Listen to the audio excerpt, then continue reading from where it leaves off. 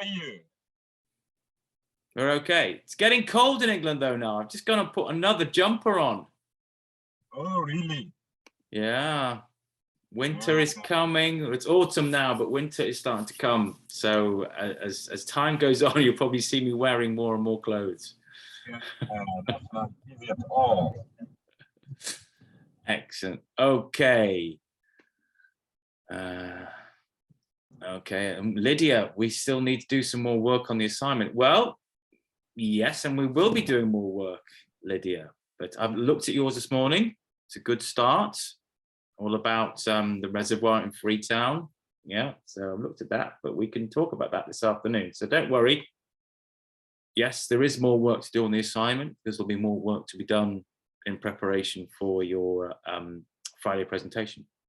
Okay, but we'll be working on it. Yeah, we'll be working on it together. Yeah, it is a true story, and hopefully you can then use the presentation to good effect in in real life.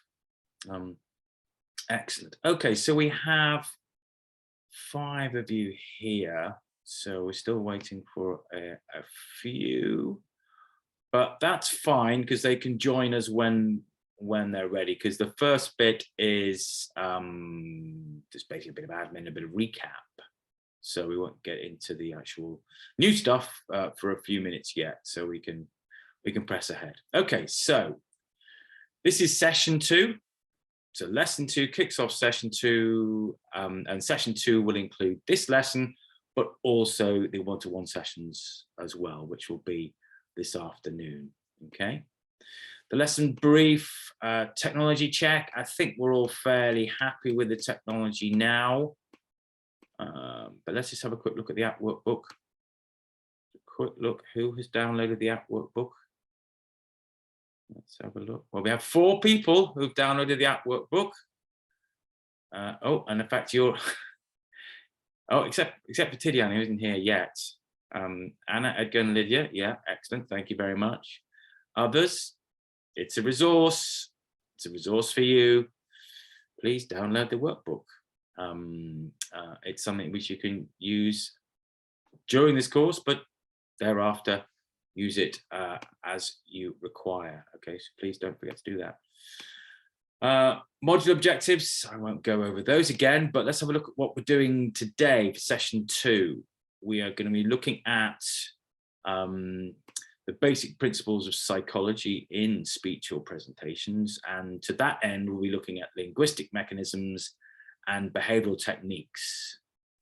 Okay, so we're getting a little bit more into how the words are put together, how how you've got the content, got the idea, you've got the message, how are we now going to put it together? Okay, that's where we're going today. Super. Okay, so what I want though, before we press on with today's excitement, is I want you to tell me one thing that you learned from lesson 1. A little bit of a refresher, recap, get the brain fired up. Okay, one thing you learned from lesson 1. Okay, and once again, I'm just going to go pick as you come up on my Zoom screen. Okay, so Lydia, starting with you, one thing you learned from lesson 2, and if you can put your camera on when you're speaking, if you can put your cameras on anyway, that would be great, but certainly when you're speaking. I just remember 3 things. When you're doing a pitch, know your audience, know that you're selling, and be creative. Hey, yes, 3 things, absolutely. They're the last 3 things I said yesterday. Yeah, know your audience. Yeah, know that you're actually selling. You're selling an idea. Yeah, you're salespeople, and be creative. Yeah, thank you. That's a pretty good summary of where I ended yesterday. Thank you, Lydia. Okay, next to my screen, Edgar. One thing you learned from yesterday, please. Yes, good morning, everyone. So one thing from yesterday is that in public speaking, we are predisposed to provide information in the way that would normally want to receive it, but we need to make an effort to translate the information, make it easier for the audience because they are by nature very lazy and do not want to do a lot of work. Yeah, thank you, Edgar. Absolutely. Yeah, it's human nature to, by and large, communicate in a way that we want to be communicated with. Yeah, and we don't necessarily consider the audience. One, as you say, we have to translate it for the audience because we have to make it easy for them. Because as you say, Edgar, if it's difficult, they're not going to work. They're not going to do your work for you. As a good public speaker, you've done the work already for them and translating the message so it works for them. Yeah, absolutely. Good point. Thank you very much. Okay, Madani, what about you? What was one thing you learned from yesterday? Okay, good morning, everyone. Yesterday, I learned the 4 styles, like emotional, relational, thinking, and executional. That's what I learned yesterday. Thank you. Thank you very much, Madani. Yes, it's a very simple, it's a simple concept, which is taking something quite complex, you know, human nature, human psychology, but it's putting it into a really simple matrix of 4 styles. Yes, it's not perfect, absolutely, yeah, because human beings are so complicated, but it does give you a starting point to thinking about, well, what is my audience? Who are they? How do they work? So the 4 styles, say it's not perfect, but as I said yesterday, if you look at all the other mechanisms which are, you know, are designed to help you assess people, you know, Myers-Briggs, transactional analysis, sort of Jung, discs, stuff like that, they're all pretty much the same. They're all kind of saying the same thing, different wording, but they're saying the same thing, the 4 styles. Absolutely. Hopefully that will help you think about your audience. Thank you, Madani. Anna, what about you? One thing you learned from yesterday. And if you can bring your cameras on when you speak, that would be great.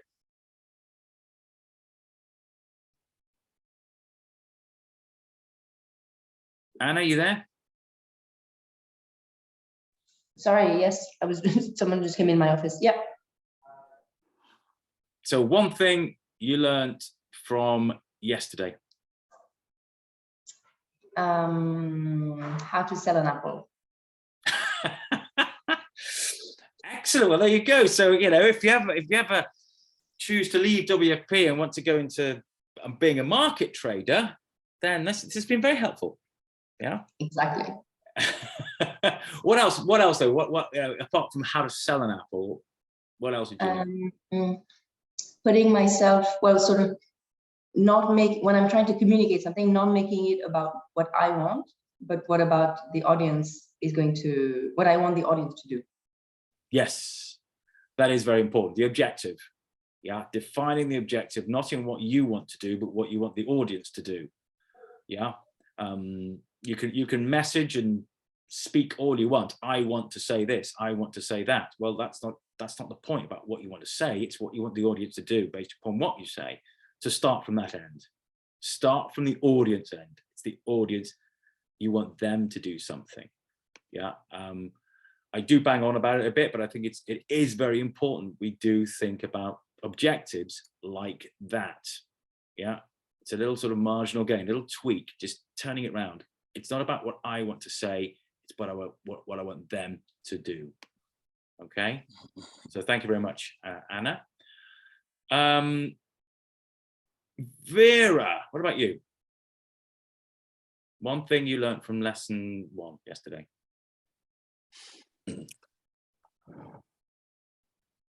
Yes, hello everybody, good morning. So yesterday it was the 7% of the percentage of communication for each section, like the words 7%, that I didn't know. I thought it was much higher than 7%. So 7% and the tone 15, and then the non-verbal 55. It was quite the tone 38, sorry, and the non-verbal 55. It was good information for me. Great, thank you, Vera. Yes, it does take people by surprise.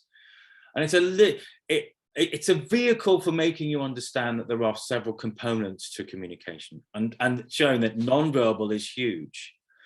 But also I think it illustrates that just having the words, just having the text, I mean, you know, you could have a document which has lots of text on it, and it might work as a document. But if you're going to, the content might be fine. But if you're going to communicate it in a different format, as in through speaking, then we have to think, how do we then, what tone, as Morabian used, but basically it's how do we use the same words or the same message in a different way? How do we put that message, those words together in a different way for a different format, as in public speaking? And that's quite a big chunk. So the words matter. You can't do this without words unless you want to do mime. The words do matter, but then the way they are put together for the format in which you are communicating, in this case, public speaking, they really matter. And then the non-verbal, huge. Okay, absolutely. So thank you, Vera, for that. Next on my screen is Edna. What did you learn from yesterday? Hi, good morning.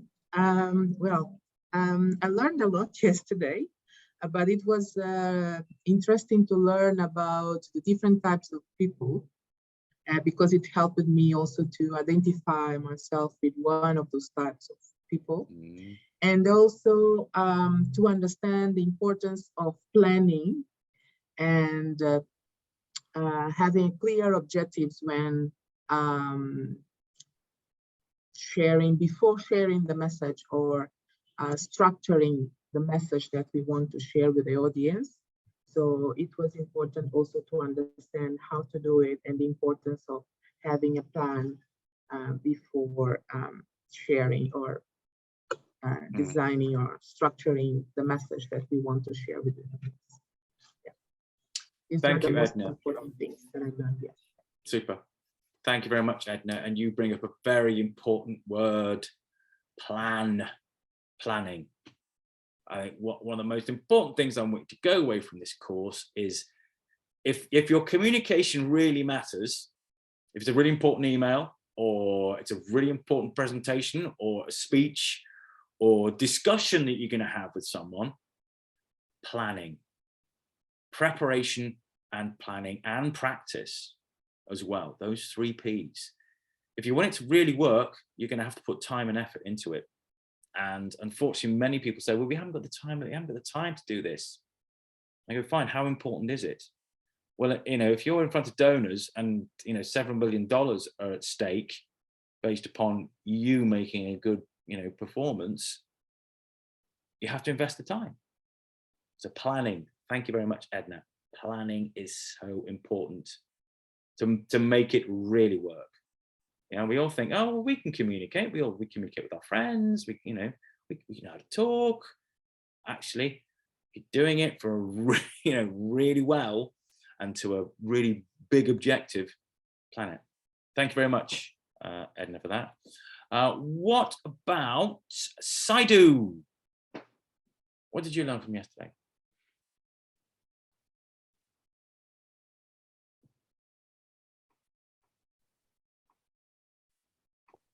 Hello, everybody. Yesterday, I learning that public speaking require the use of key verbal and pictorial element to convince and persuade the audience. Thank you very much. Thank you very much, Saidu. Absolutely. It requires several elements to make this work. Unlike a document, which is just using the words which one is reading, public speaking requires a lot of elements. And we will be looking more at these elements today and also tomorrow, and bring them all together so they work to maximum effect. Thank you very much, Saidu. And Tidiane, what about you? What did you learn from yesterday? Good morning, everybody. Yesterday, I mostly learned about the message house, how to, have a the message, and then have theme, and then have support. I mean, history to support the different things. It's really what I learned a lot yesterday, but this is what really captured my mind, because I think it's one of the most important thing if you want to convey a message to an audience, especially the analyzing also different audiences, like knowing the kind of people and how they, how they perceive information, or how they look into information when they are receiving them. It's what I got yesterday. Great, thank you very much, Tidiane. Yes, the audiences, absolutely, we've talked about that already. But the message, yeah, the message house. What people say, oh, I've got to get the message across. But the message has to have a degree of depth to it. And that's where we start thinking, what are the resonant themes that are embedded within that message? Yeah, and not just going, oh, buy an apple, or buy an orange, or support WFP, yeah, or support this project. Well, yeah, that's a message, but it's pretty ineffective. So it does have to have depth to really capture me. Yeah, so we have to sort of start constructing it through a mechanism which we have said, Message House is extremely simple. Message House works for public speaking, it works for media interviews. Yeah, the way it's used is slightly different, but it can be used in strategic campaigns, even, like the don't mess with Texas, don't mess with Texas. Yeah, thank you very much, Tidiane. Okay, I think that's everybody who has learned something, which is really good. I like it when people have actually learned something. It means we're actually getting somewhere. Yeah, from an instructor's point of view, it makes me feel good. Super. Okay, well, before we actually go on to the actual reality of today's work, the assignment 2A, I just want to check how we are doing with that, because you will need it. Okay, there are 5 submissions now. Okay, that means that some of you haven't finished yet. But please, before your one-to-one session with me this afternoon, please do 2A. Otherwise, you'll be on the back foot. Yeah, because we're going to actually look at assignment 2A, because this is the initial part of your planning for what you're going to deliver on Friday. Okay, so if you haven't done 2A, it's going to slow you down. Okay, so please 2A before your one-to-one this afternoon, which hopefully you've booked in. Yeah, we'll double check this afternoon. Okay, so what are we going to do today? Well, yesterday we talked about the content. Oh, sorry, Jones. Yeah. Maybe before we move to what to do today, I hear some feedback yesterday that some colleagues might be struggling to understand the assignment. So I am asking here, dear colleagues, do you have any issue with the assignment? Is there anything you need to be clarified right now before we move into something else? Est-ce qu'il y a quelque chose qui n'est pas clair dans l'exercice qui vient d'être donné, ou qui a été donné hier, que vous voulez qu'on arrange, qu'on corrige, qu'on explique avant qu'on ne passe à autre chose, chers collègues? May we? Voilà. That's about all my French. That's my French done, I think. Yeah, so please, yeah, the assignment is pretty much getting you to use the Message House construct for your own purposes, for what you want to present on Friday, which can be a fictitious thing, or it can be something you really want to present, maybe next week, week after. It's using the Message House system for your own purposes. Okay. So on what I've seen already from the ones I've looked at, you are following the Message House structure. Yeah. So now is the opportunity to ask any questions about the assignment. If not, then let's move on. Okay. Yeah. If not, we can certainly talk about it more. Have a go at the assignments, and start going. And if you go off, if you're slightly off with the way you interpret it, don't worry. We'll look at it during our one-to-ones. But it is pretty much Message House, yeah, for your own purposes. Okay. Thank you, Jones. Super. Okay. So yesterday we talked about the content. Well, we talked about the audience, but we talked about also about the content or words, basically the message. What is this message going to be? Yeah. Today we're going to do what Moravian called tone, but basically think, okay, so I've got the message. I know what the themes are. I know even what my keywords are, but how do I now start stitching it together such that the audience respond positively to what I am actually saying and presenting, okay? How it is said or how it is presented. Yeah, stitching those ideas and words and themes and together, okay? That's where we're going today.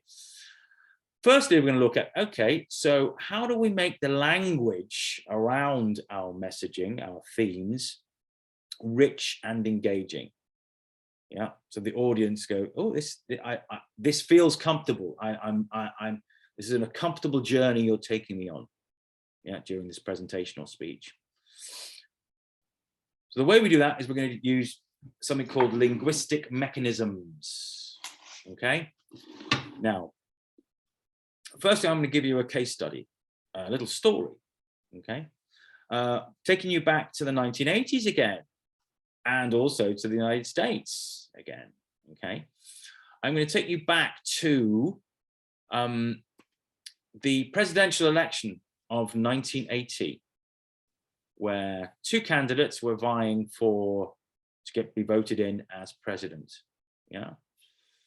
Does anybody know who those, just testing your history, who those two people were that were going for the presidency in 1980?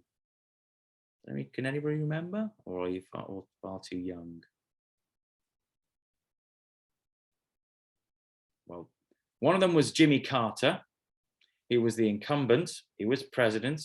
Yes, Lydia, well done, Jimmy Carter.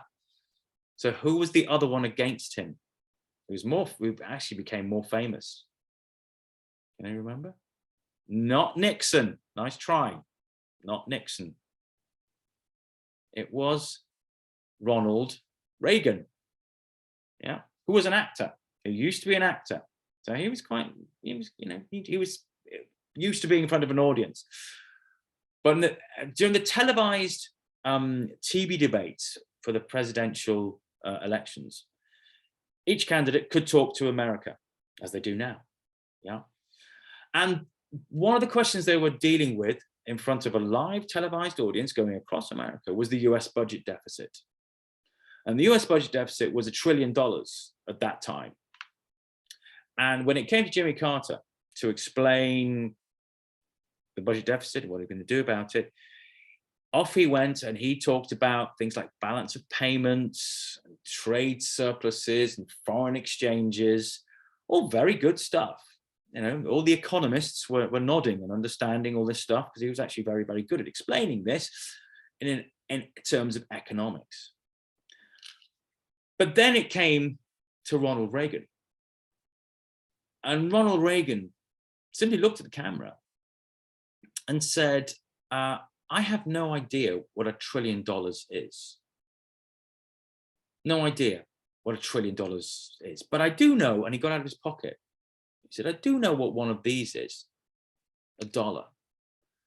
And I do know that Americans across this country go through blood, sweat, and tears to bring these in so that they can put food on their table, a roof over their heads, and send their kids to school. But $1 trillion? $1 trillion of these? What is that? He said, I'll tell you what it is.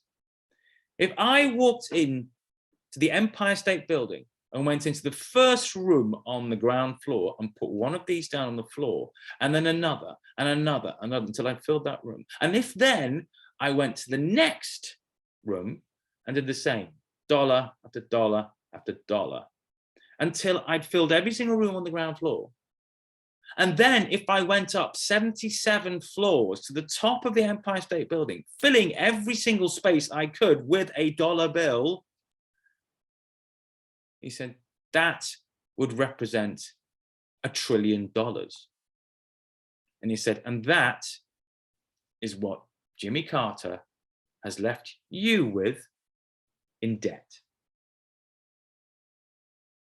Who won the election? Ronald Reagan. Yeah, Ronald Reagan. And the reason, I'm not saying that that was the reason he won the election, but it was an example of using content, talking about the same subject, but in very different ways, using very different linguistic mechanisms. Carter, very dry, very data-based, very informational, whereas Reagan used linguistic mechanisms to capture his audience. And they could really understand what he was talking about. And he won the election, okay? So he used several linguistic mechanisms, which we will come back to, which hopefully you can start using when you do your presentations and public speaking. The idea behind linguistic mechanisms is really to prevent something like this. Often stuff goes in one ear and out the other. A linguistic mechanism provides little hooks that enable that the information that's being conveyed, the communication, to stick in the mind. That's how you think about a linguistic mechanism.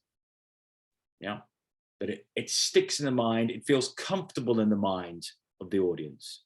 They're happy to work with it and not just go, oh yeah, forget that.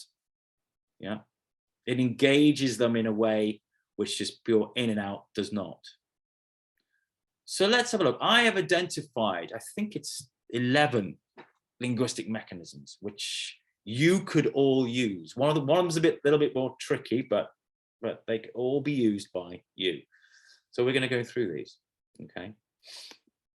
The first one, well, I've already given you one of those this morning. It's a story. It's as simple as that.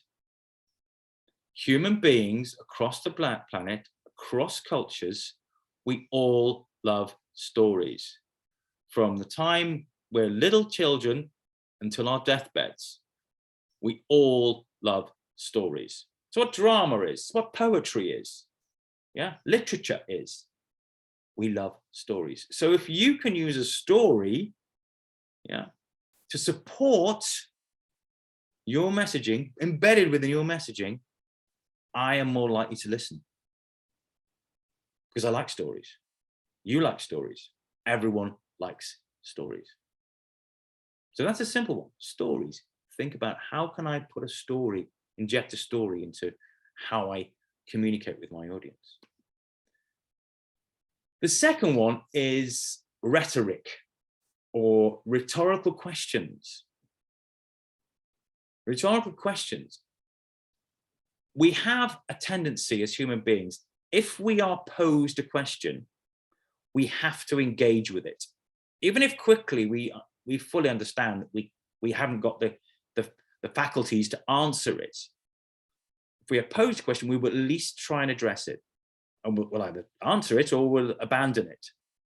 So actually throwing a rhetorical question at the audience and answering it yourself, that's the point of a rhetorical question, yeah, is answering yourself, is a very powerful way of getting your audience to sit up and engage with what you're doing. So rhetoric, rhetorical question. Thirdly, that's something we've also come across before, the power of threes. Yeah. In fact, Lydia's already used the power of three this morning. She said, what I learned yesterday is, oh, what was it? I can't even remember what I said now. Know your audience. Know your audience. Know your selling. Know that you're selling. Creative. Be creative. And be creative. There you go. Know your audience. Yeah, know that you're selling and be creative. There was a power of three. Threes, psychologically, and this is across cultures as well. Psychologically, human beings are very comfortable in working in bits of three. Yeah, two we're okay with, but two can become binary. It can become black and white, or yes or no, or right or wrong. 1, there's nothing else to bounce it off if you've only got 1. But 3, we're very comfortable with. 4, you're asking me too much to remember. 5, 6, 7, yeah, I'm not going to engage with all of that. You're asking too much of me. Yeah, too much brain power is required for me to work with 7 different points. Yeah, unless it's on a piece of paper, because then I can refer back to them. But if I'm presenting, 3. Yeah, so sometimes called the tricolon or the Hendriatis, the power of 3. That's why the message house has 3 pillars, 3 windows. Yeah, not 5. Yeah, but 3 themes, because we like 3s. We can handle 3s. Let's look at some examples here. Yeah, if I was selling toothpaste, yeah, to you, and I had a tube of toothpaste here, I want you to buy this toothpaste. This toothpaste is bright, white, and fresh. Yeah, advertisers use it all the time. And when you leave this training, you'll probably notice more and more the use of 3s, yeah, in gathering your attention, especially to buy things. Yeah, work, rest, and play. Yeah, lock, stock, and barrel. An old English adage, still used nowadays. If you're selling a property, certainly in Europe and in America, and I'm sure it's translated in some places elsewhere, the most important things are location, location, location. Said 3 times. Well, why is it said 3 times normally? Because we like 3s, and that's a play on 3s. It's only 1 word repeated 3 times, but it is 3 times. We can look through history as well, going back to Shakespeare. Friends, Romans, countrymen. Yeah. If you look in other languages literature as well, I'm sure what's the French national motto? The national motto of France. Fraternité, égalité et liberté. 3 things. There you go. Yeah. Even for Guinea is 3 also. What's for Guinea? Solidarity, justice, and labor. There you go. Yeah. For Pakistan, it's faith, unity, discipline. Yeah.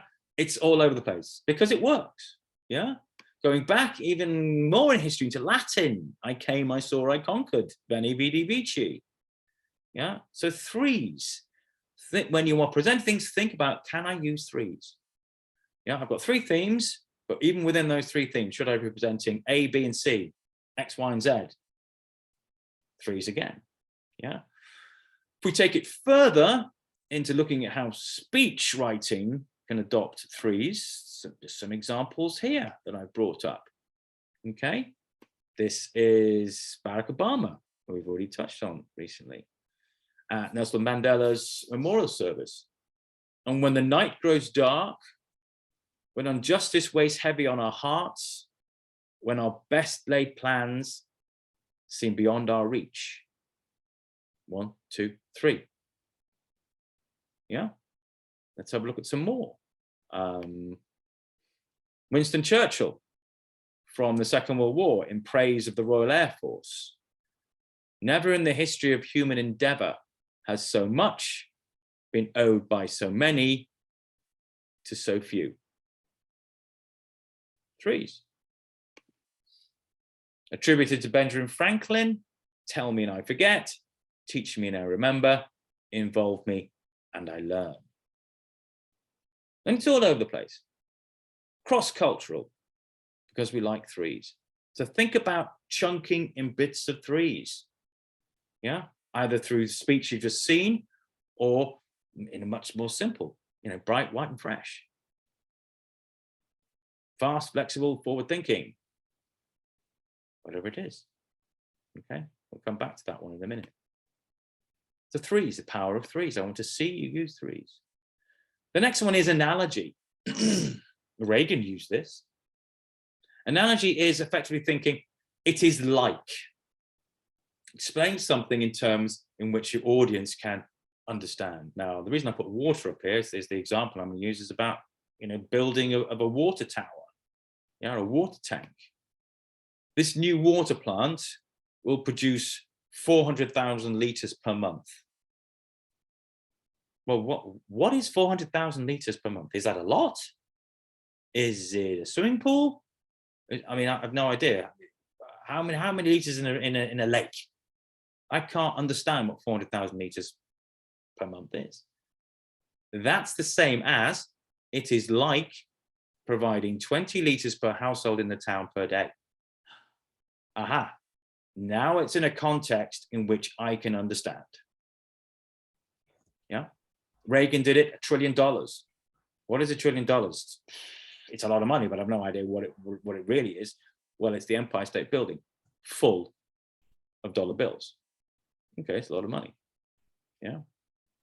So the analogy, putting it in the context which your audience can understand. Yeah.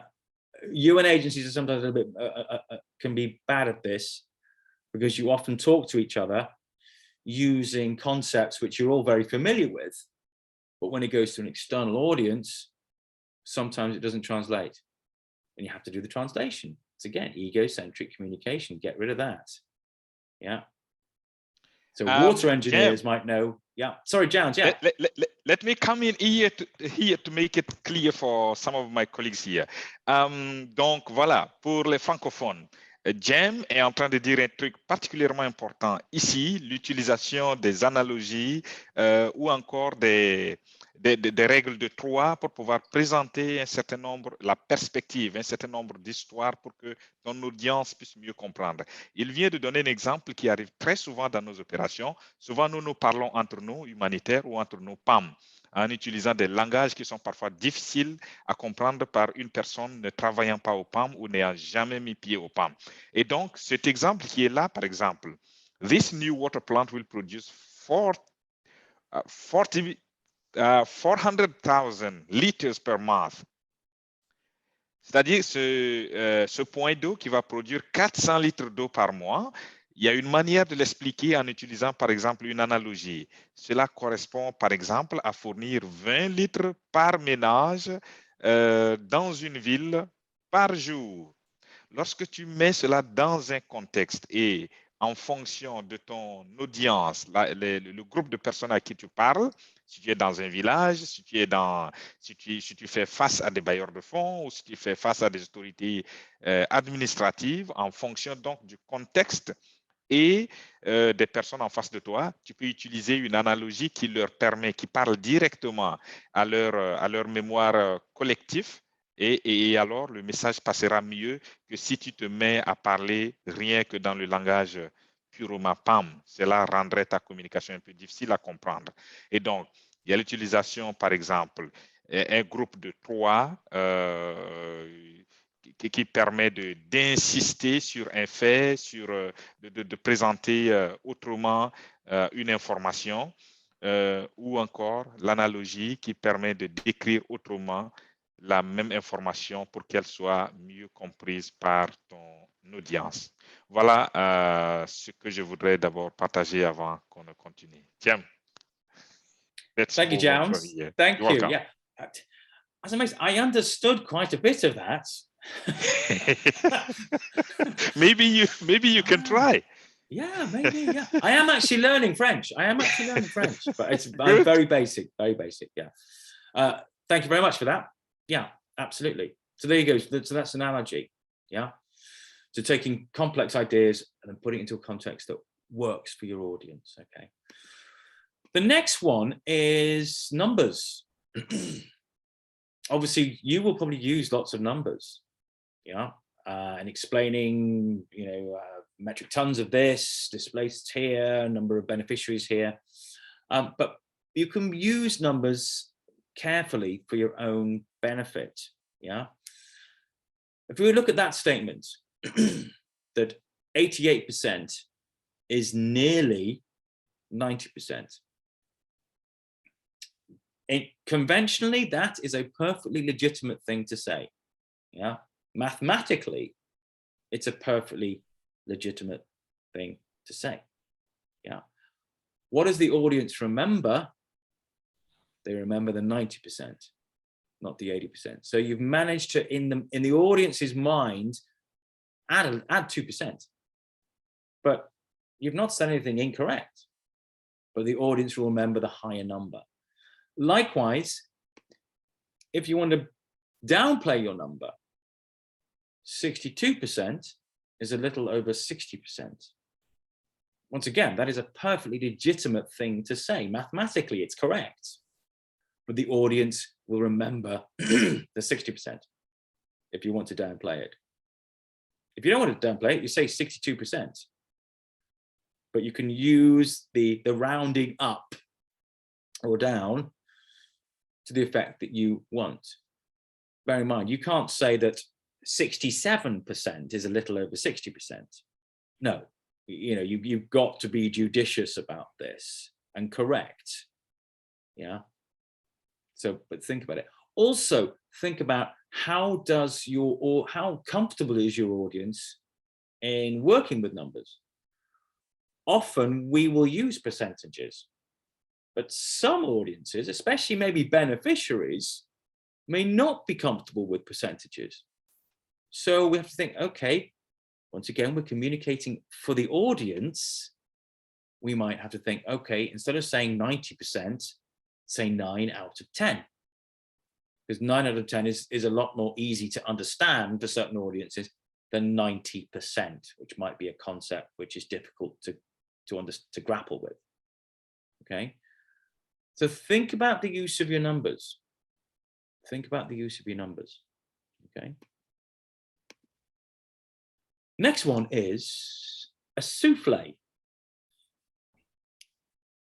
Why am I talking about a souffle? Well, actually, this one is about common phrases or maxims, or sometimes people call them cliches. The reason I've got this one is I use the example of a statement. This will not be easy, but to make a souffle, one has to break eggs.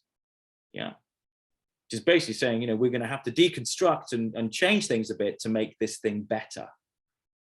But I'm using a common phrase, which in English language, I think it does actually translate. I think even in French, there is a very similar phrase. So don't be afraid to use common phrases or maxims, because they're still around, because they work. They work. And there may be phrases which are very applicable to your audience. Yeah. So if you're speaking to beneficiaries, say, are there in the country that you're working in, are there any local maxims or sayings or phrases which are relevant to them, which you could use for your purposes? Yeah. Suppose you were speaking to, well, the Scandinavian ambassadors. I think we mentioned yesterday. Yeah. There's a political group coming over from Scandinavia, Norway, Sweden, Denmark. They're coming over, and you have a chance to speak to ambassadors and politicos from these countries, big donor countries. Well, are there any specific maxims from Scandinavia which might actually work to help you express what you need to express and get your message across? If so, think about using them. Don't force it, obviously. Yeah, it has to be a relevant phrase or maxim or saying that works, to achieve your objective. But don't be afraid to try it. Don't be afraid to try it. Then this one, painting a picture. Okay, painting a picture. Ronald Reagan did this again. Yeah, he painted a picture in the mind's eye of the American public of the Empire State Building, which they all could see. They could all visualize the Empire State Building. Everybody knows it. But the Empire State Building full of dollar bills. It was a picture he painted for them. We are all, by and large, quite a visual species. Yeah, we like constructing imagery in our heads. So help me in understanding your message by painting me a picture. Yeah, I'll give you an example from my time. I used to work for something called the Royal National Lifeboat Institute in the UK, who have lifeboats all around the United Kingdom, manned by volunteers. And they were running a campaign to get more funding from the public. It is publicly funded. So they were going to donors, as in the public, to ask for more money. In their pitch, their presentation, which they take out and go to local villages and town halls and present to the locals, this is how they started out. And they said, here we go.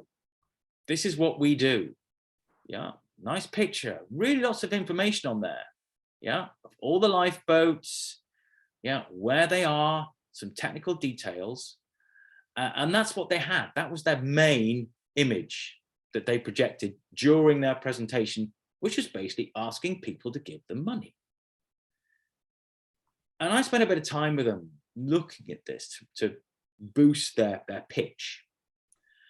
And ultimately I said, you don't want to use that image. It's full of information. It's fantastic, but it's not helping you achieve your objective and get your message across. I said, actually, forget that one and use something like this. Because that much better shows what you do. Yeah. And shows that you have volunteers that will put themselves in harm's way in conditions like this every day of the year to save others. And surely, because of that, they deserve your support and your money. Which do you think is more effective? Well, in pitching, their funding went up because they changed the way they were approaching the public and actually communicating with them. Instead of them showing this dry stuff, they painted them a picture of what it actually was that they did. That's what worked. So think about the visual narrative that you are creating when you are putting a message across. The next one, an alliteration. We like nice flowing words. Alliteration is where we have the same phonetic sound at the beginning of a succession of words. I'll give you an example. To ride roughshod over something. Method to the madness. Fast, flexible, forward thinking. There you go. There's a 3 in an alliteration. Yeah. So think about how we can do this, because we like the cadence of that rhythm. Yeah, the same sound, boom, boom, boom, boom, boom, or even more, 4 or 5 times. Be clever. Don't push it though. So think about using the same phonetic sounds. Alliteration. Okay. Next is the more complicated one, but I do include it because it's quite cool. If any of you manage to do this on Friday when you present, I'll be really impressed. It is quite difficult, but you will all know some of these. It's called chiasmus. I'll type that in the chat because it's actually spelled a quite an odd way. Chiasmus. There you go. That's how it's spelled. And what it is swapping phrases round. Best way to explain that is to actually show you. Yeah. So let's have a look. Never let a fool kiss you, or a kiss fool you. So the way it's switched around. The fool kiss you, kiss fool you. It makes sense. One should eat to live, not live to eat. Eat to live to eat. Swap round. Okay. This is from John F. Kennedy. Let us never negotiate out of fear, but let us never fear to negotiate. Okay. Negotiate fear, fear negotiate. Okay. There is one quite famous popular one, which is often used around management. And I'm sure some of you will know it. It's to do with management and planning. Does anybody know of a chiasmus involving planning? I think I do. When you fail to plan, you plan to fail. Yeah. Vera, top of the class. Okay, excellent. Yes. If you fail to plan, you plan to fail. Yeah, there you go. So fail, plan, fail. Yeah. So there you go. There's an example that most people go, oh, yes, of course. We've all heard that one. Yeah, but there are others. It is quite clever.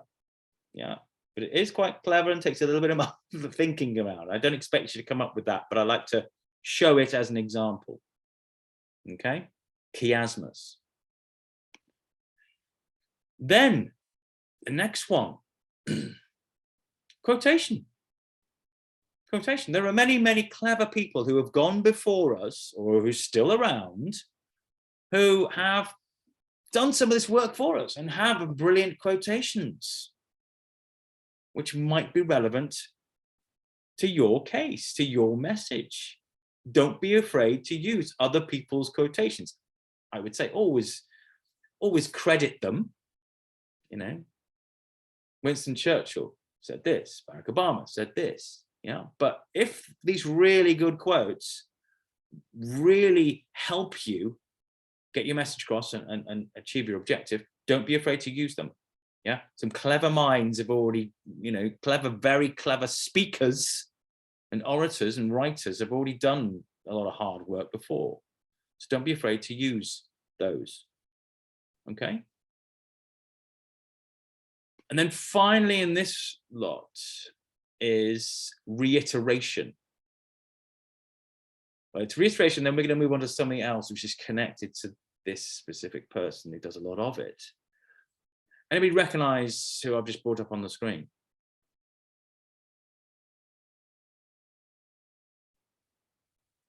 Who is that person there? That's Dr. Martin Luther King, right? That is Dr. Martin Luther King. Yeah. Now, reiteration is the repetition of phrases. Why did I bring up Martin Luther King? Anybody know?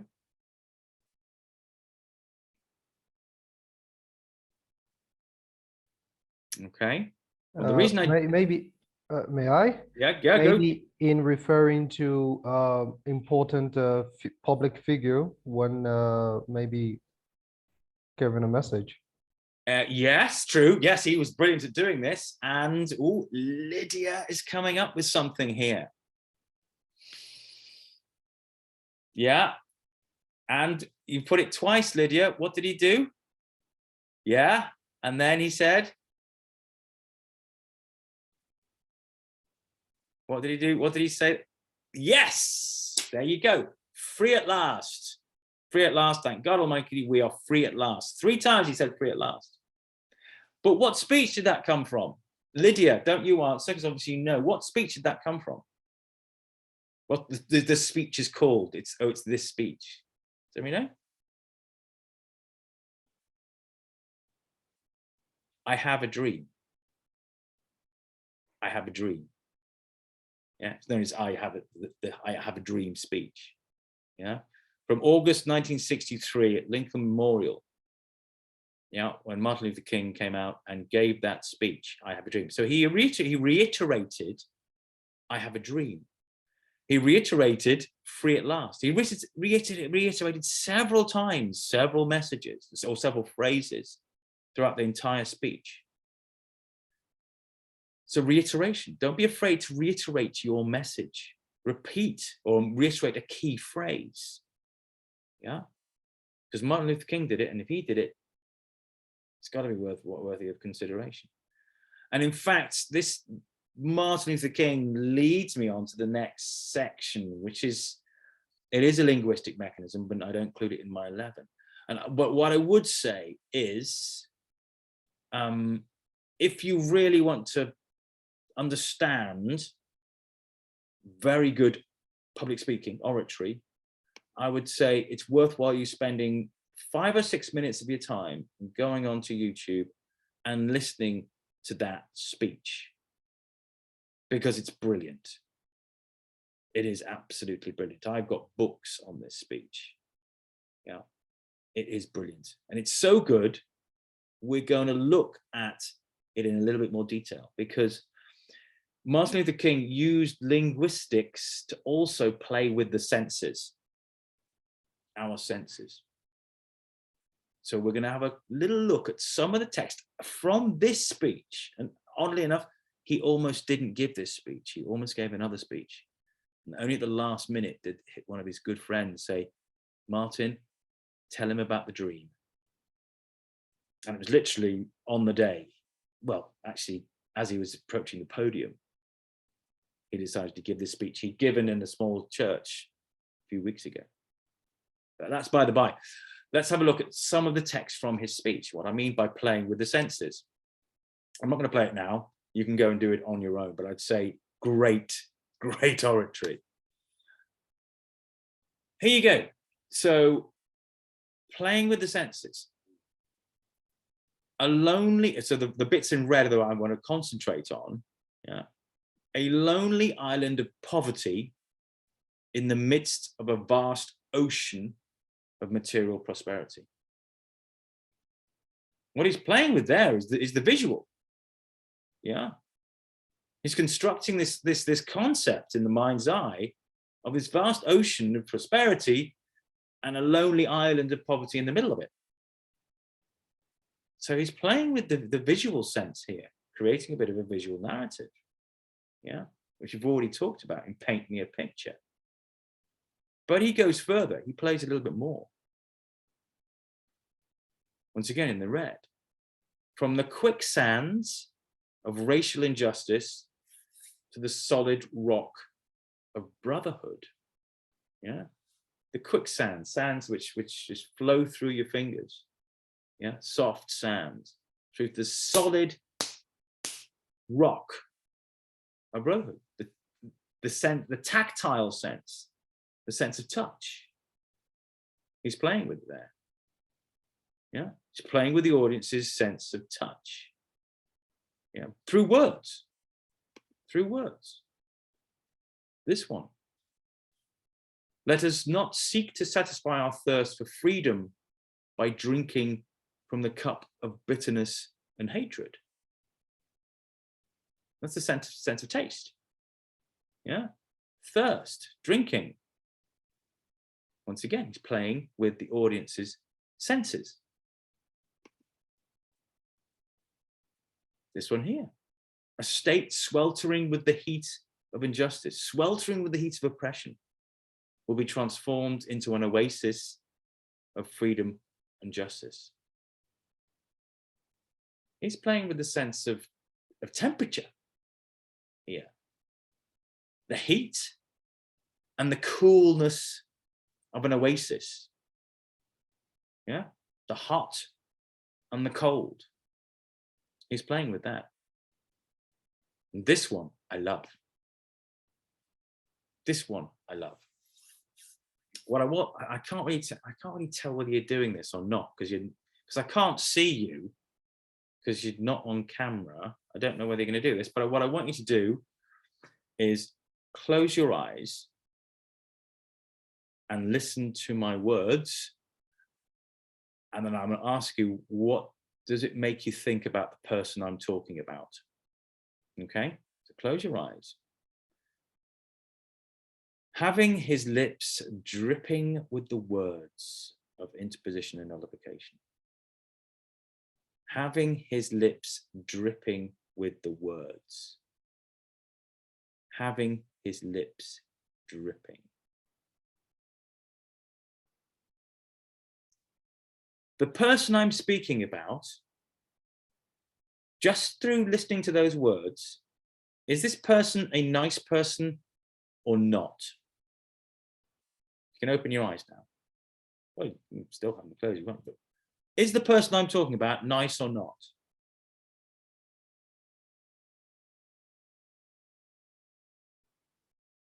What do you think? Having his lips dripping with the words.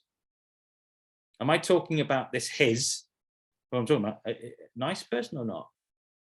Someone pleasant or not? What do you think? Tidiane, what do you think?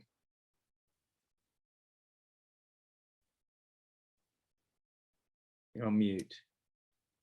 Oh, yeah. I'm a little bit confused, but Having his lips dripping with the words. Is that a nice person I'm talking about, or not a nice person? Pleasant person? Anybody? What else has its lips dripping?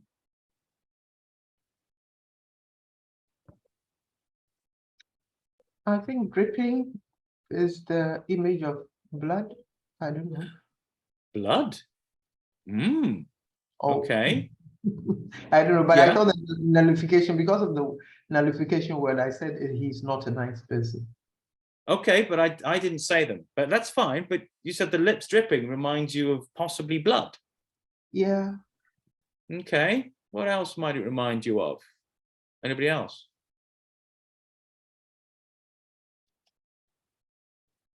Play with your imagination. What has its lips dripping? Or does something with its, if I had my lips dripping, what do you think? Vera mentioned blood dripping. That's not a nice thing, is it?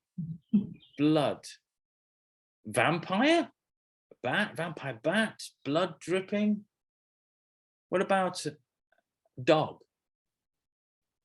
Salivating dog. Yeah. I'd say, and many others would agree, that someone who has the image of someone of their lips dripping is not a good, positive image. It tends to have many negative connections to it, like dripping blood, like dripping saliva. Yeah, it's not going to be good. So even if we don't know, this is about the governor of Alabama and his vicious racists, who are obviously bad. Even if you didn't know that, the fact that his lips are dripping with the words, yeah, they cement the idea that this is not a good person, because it starts to conjure up things like blood, saliva, bad stuff. Yeah. So he's playing once again with the image narrative. This is not a good thing. Anybody who comes up, anybody who has their lips dripping with the words, I'm not feeling great about. Okay. And then, yeah, I have a dream as reiteration. Lydia brought out free at last.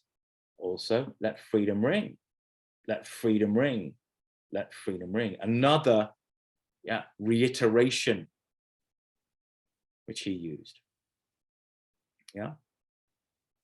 Now, I'm definitely not saying that you need to leave this course, yeah, as good as Martin Luther King, because you're not going to be.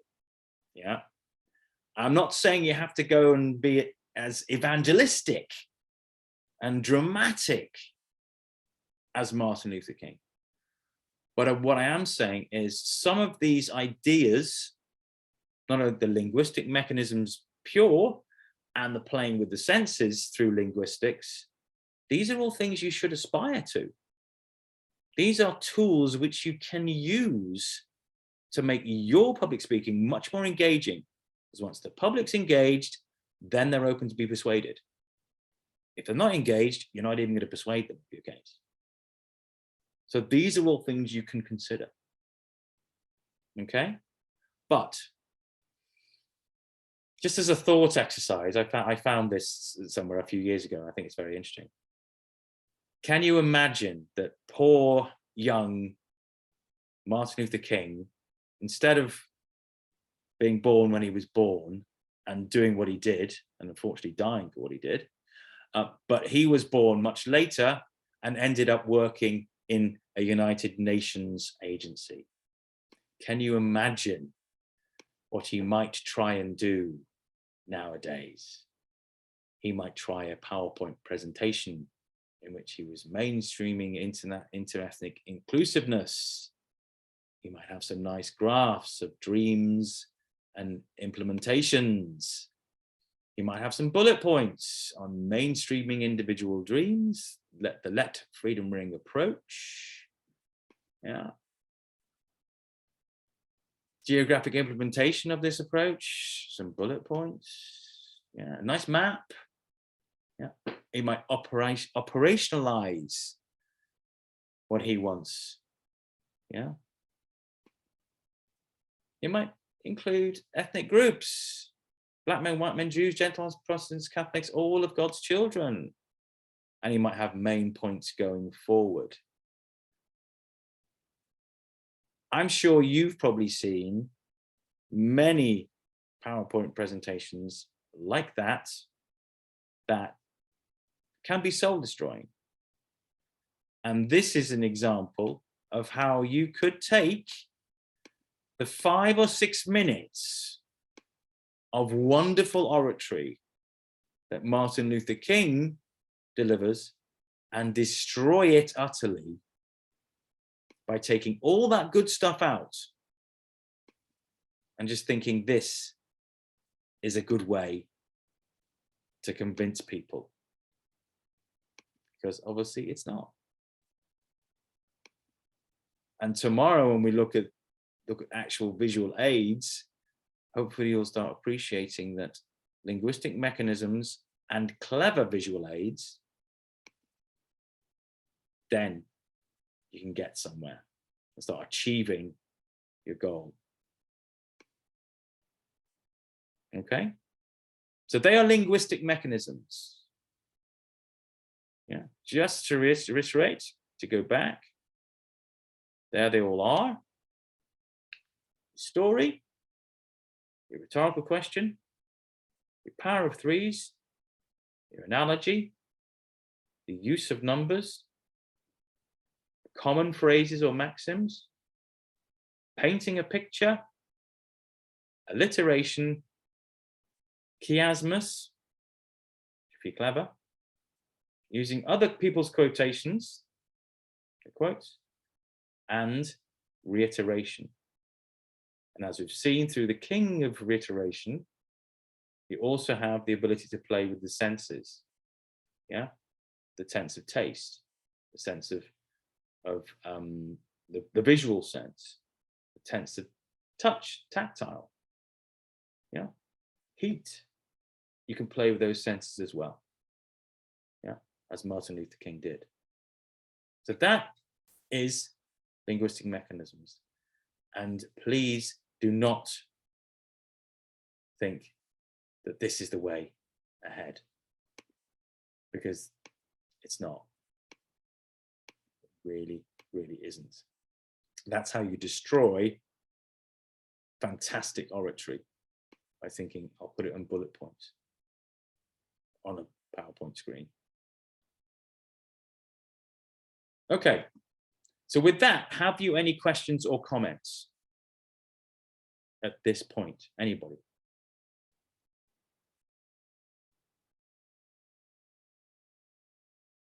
No? Okay. Well, in that case, we're going to do 2 things. Yeah, we're good on time. Yeah, we're going to do 2 things. We are going to take coffee in the next half an hour. Okay, not right now, but it's totally up to you. We are going to take coffee though. But before you go for coffee, I want you to start thinking about another exercise. Here are the apples and oranges again. They're coming back to haunt us. Yeah. There are your ideas from yesterday. Yeah. For the oranges, summer is here, juice the fruit, chill with friends. Doesn't actually tell me what to do, but it's there. And the themes being it's organic, it's healthy, and you can share with others. Apples, a bit more action driven. For the busy, healthy man, pick an apple. Okay, yeah. Talk about health, environment, yeah, and their practicality. Yeah, so I've just summed up what I got from yesterday. What I want you to do though, in the next half an hour, and I will pop in and see you. Yeah, I want you to think of 3 different linguistic mechanisms which you could use to engage your audience regarding your fruit. Okay, regarding your fruit. What I will do is, let's see, what shall I do? Yeah. If everybody's happy, once again, I'll put you into the same syndicates as you had yesterday. Okay, so you'll have orange team and apple team. I want you in the next half an hour to think through and come up with 3 different linguistic mechanisms. It can be a quote, it could be a power of 3s, whatever it is. Yeah, it can be an analogy. Yeah, did you know that 5,000 oranges can power a nuclear power station? I don't know, I'm making that up, but yeah. Analogy, it could be any of those. Yeah. So during that half an hour, I want you to come up with those. Also, during that half an hour, please take coffee as well. So as a syndicate, agree to do when you want to go and grab coffee and come back. But it is now 1/4 the hour, and at 1/4 the hour, we'll be coming back and just briefing back on those linguistic mechanisms you've come up with. Okay, is everybody happy with the instructions?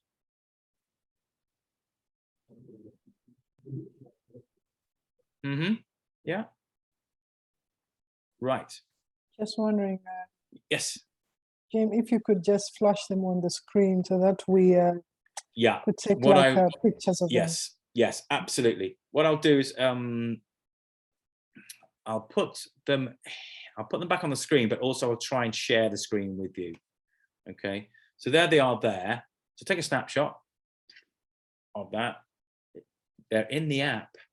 If you've downloaded the app, you've already got them, but there. And also I will attempt to share them in the breakout room when you go in them as well. Okay.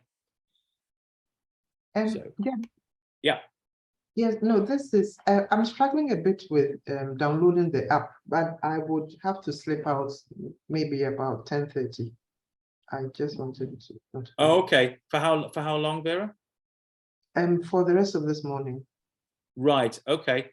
Not a problem. I'm trying to do that on my phone. It's not working too well. But okay. Well, make sure you're booked in for the 1-to-1 this afternoon, and we can help you download it there as well.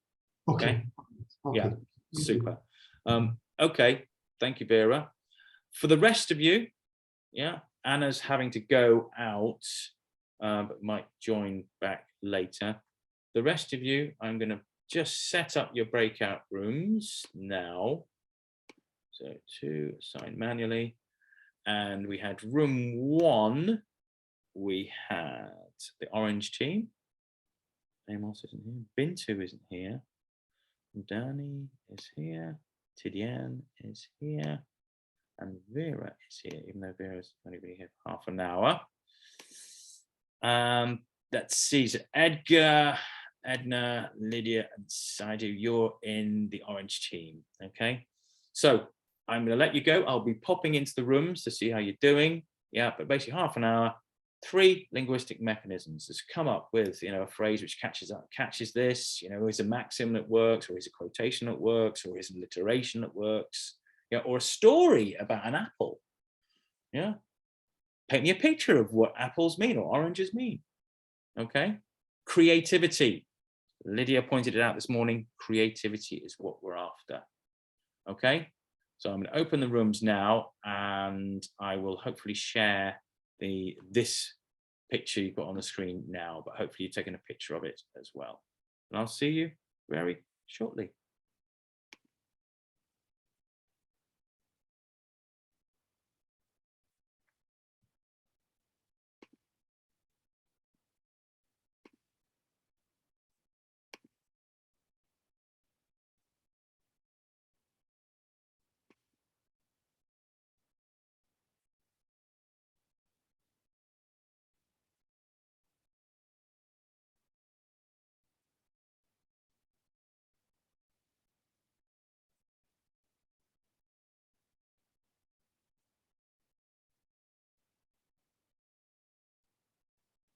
Sido and Tidiane, you're still in the main room.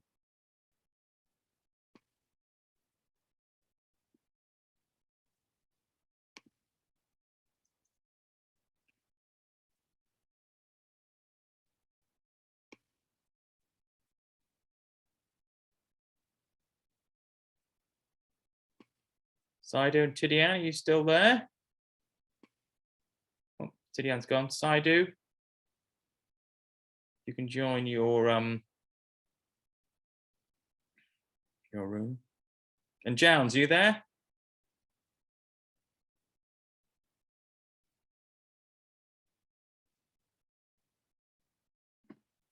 Okay, Yes. Okay. Yeah. Yeah. Do you want me to assign you to a room, or are you happy just to remain aloof?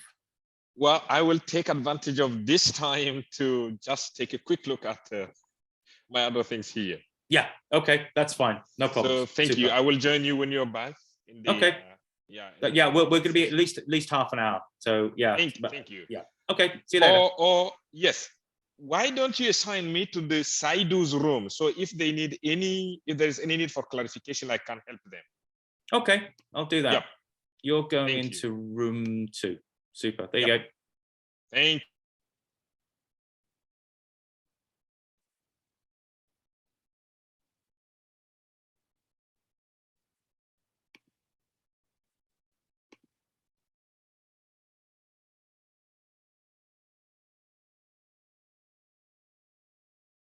Hello, room 1. Orange hello. room. Yeah, Jim. Hello. How are you doing? You're happy with the instructions? Yeah. Yes, but so just for clarification, we are just finding 3 of the linguistic mechanisms that we could use. Yeah. Yeah, yeah, you're not only finding them, but actually developing them. Developing them. Okay. Yeah. Yeah. So okay. think, okay, what 3 mechanisms might I use, and can I develop something from each of them? Yeah. Oh, okay. Okay. So it's really about thinking creativity with the language and the way the mechanisms can help you. Okay. And don't forget to take coffee during the session as well. Okay. Okay. Super. All right. I'll leave you to it, and then I'll come back later. All right. Okay. Right. Thanks. See you later.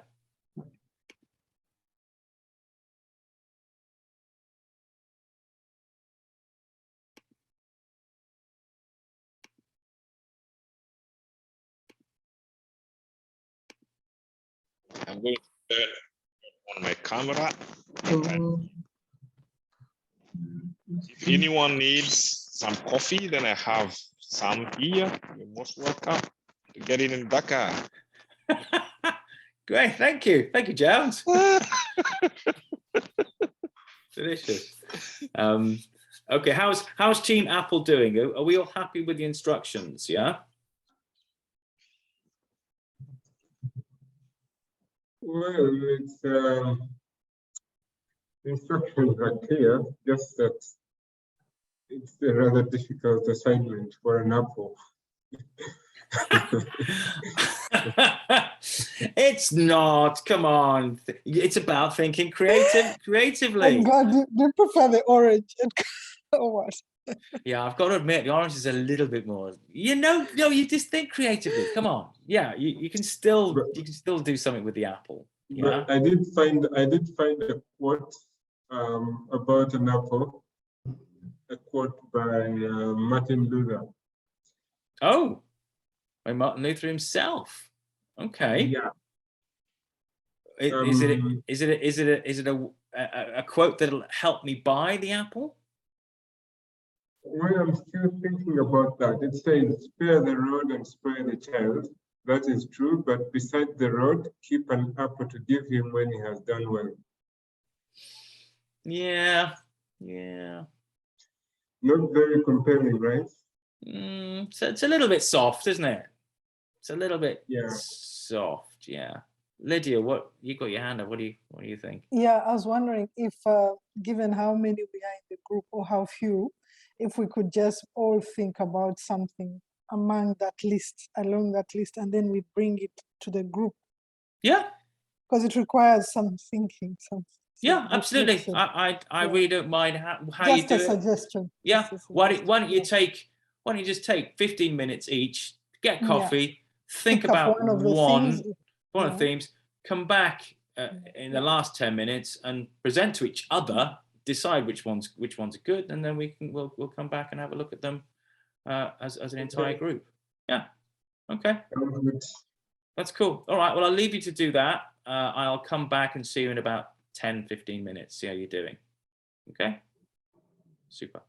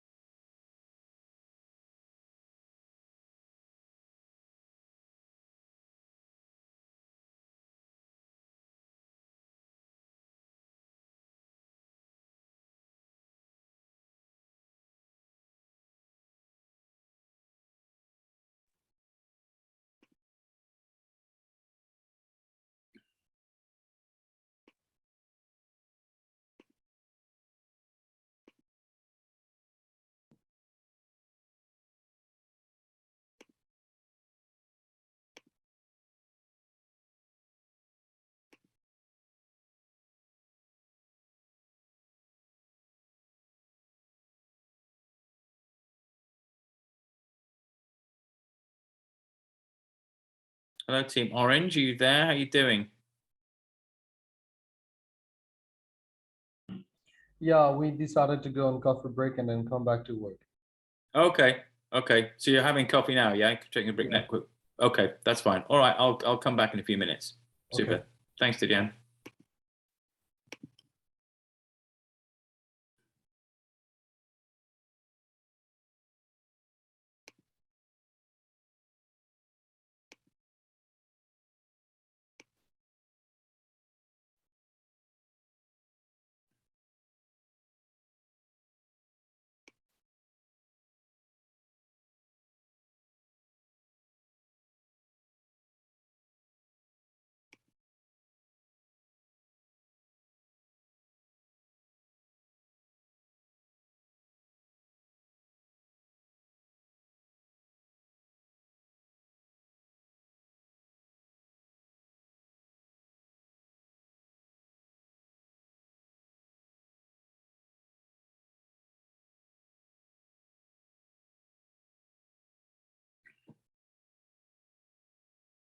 How are we doing, Team Apple?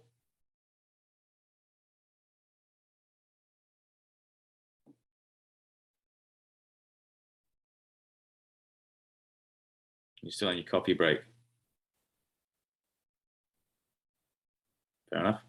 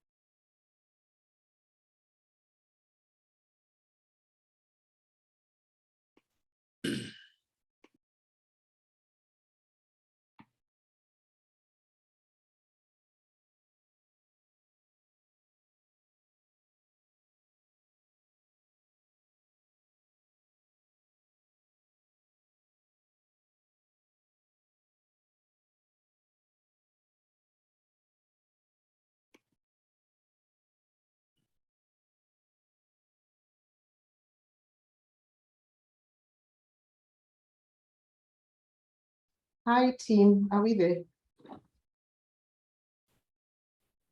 Yes, I'm here. Can we? Oh, Yes. do you want to turn on our cameras off? Yeah. Okay, I've done some homework. I'm sure you've done too. Yeah. Okay. Should I see what I've written? Yeah, sure. Okay. So the first one is a cliche, or what he said was a souffle, or whatever it is. And that is, an orange a day keeps the doctor away. Yeah. That's what I wrote. And then for the second one, I picked the rhetoric or the rhetorical question. And okay, this is a bit long. Want to know how to enjoy your summer? Juice and orange, chill out with friends. What was it again, please? This one is a rhetorical question. Mm-hmm. So I asked the question and then I made the suggestion. Okay. So the question is, want to know how to enjoy your summer? Yes. Juice and orange, chill out with friends. Yeah. And then the last one, I just stole off the internet. That is a quote. It's a quotation from Frank Sinatra. It says, orange is the happiest color. Yeah. So that's all I did. So over to you guys to continue with what I did.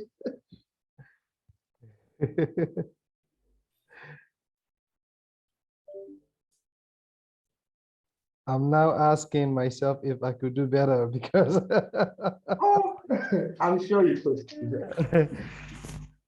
Or maybe you can refine what I've done. Okay, so orange is the happiest color. Yeah. Okay, so orange, yes, that's about the color, but the orange is orange. Yeah, I quite like that as a quote. The orange a day keeps the doctor away. Well, surely the actual quote is an apple a day, is it not? I thought so, and I saw this variation Yeah. online and decided to appropriate it. Yeah, well, yeah, okay, well, you could be, But you we can could be change that cheeky because with this. I'm sure the Apple people will use it. Well, I did tell them not to, because I said that's too obvious. Oh, okay. But having said that, you could be a little bit cheeky with this and say, contrary to popular opinion, it's not an apple, Okay. but an orange a day keeps the doctor away. Or you could even play with that and say, an apple a day may keep the doctor away, the orange will keep the whole hospital away, or something like that. Okay. All right. You just, start, once again, it's about being creative. Yeah. Okay. The rhetorical question, I quite like. What you want to know how to enjoy your summer? Yeah. Yeah. Yeah. Chill an orange, juice an orange, share with friends. So it's kind of getting all your parts of your message together all in one there.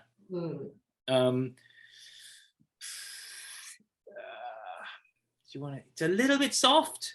I don't know whether it's a little bit more. I don't know. Stronger. Yeah. What are summers really made of? Yeah. Sun. They're made of happiness. They're made of sun. They're made of friends. And how do you capture everything? In an orange. Something like that. Okay. What are summers really made of? They're made of sun. They're made of happiness. They're made of friends. Yeah. How do you capture the lot? It's in an orange. Something like that. Okay. Yeah? And that's two rhetorical questions, isn't it? Yeah. What's in a real summer, and how do you capture them all? Two rhetorical questions. Yeah. So Tidiane, what about you? Before I go next door. Still brainstorming. Haven't got anything yet. Right. Well, I'll leave you to do some more brainstorming. Yeah. But But yeah, in about 5 minutes, I want to hear 3 big, big mechanisms in action. Okay. So I'll see you in 5 minutes.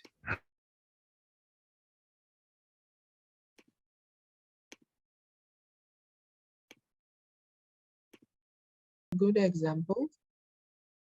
At least 3. So let's maybe select 3 of those examples to share. So what have you got, Team Apple?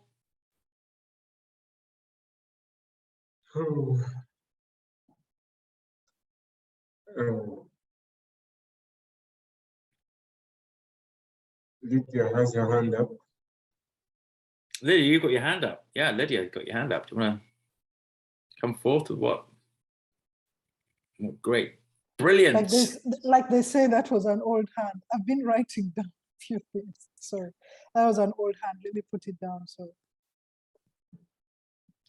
what ideas? Brainstorming and sharing some ideas. Okay. What sort of things have you got? Give me a flavor of what you've got. The use of 3, probably. Okay. What you going to come up with 3?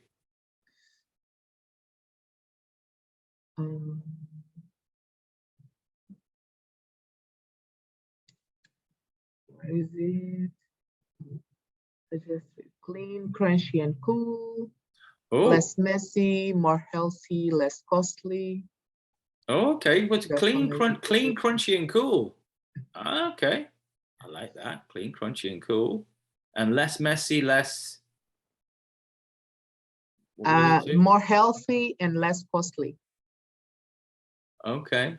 So it's a less and a more and a less. It'd be better if you had less, or less more, messy, less costly, more healthy. Yeah.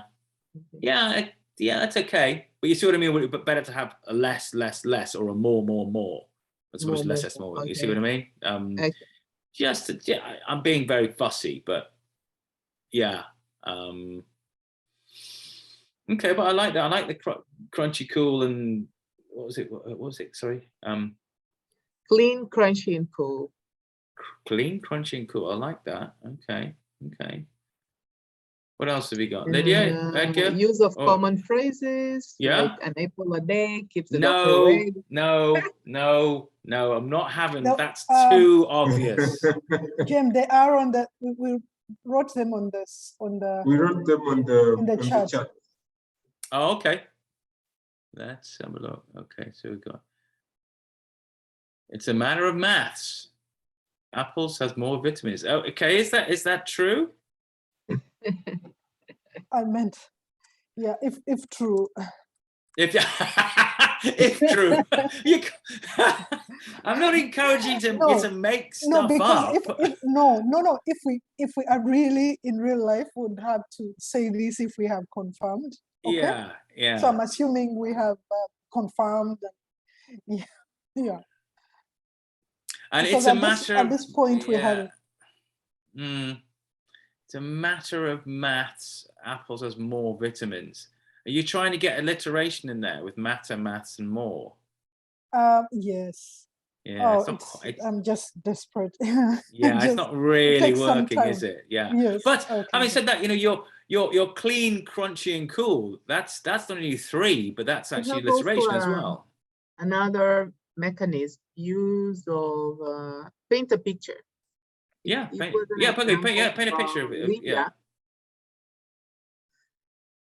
But paint a picture through use of words to, I don't want to see the picture. I want to be able to do it myself in my head at this point. Yeah.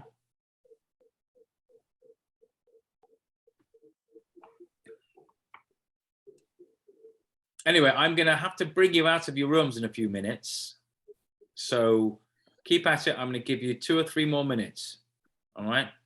And then I'm going to bring you out to hear some wonderful ideas. Okay.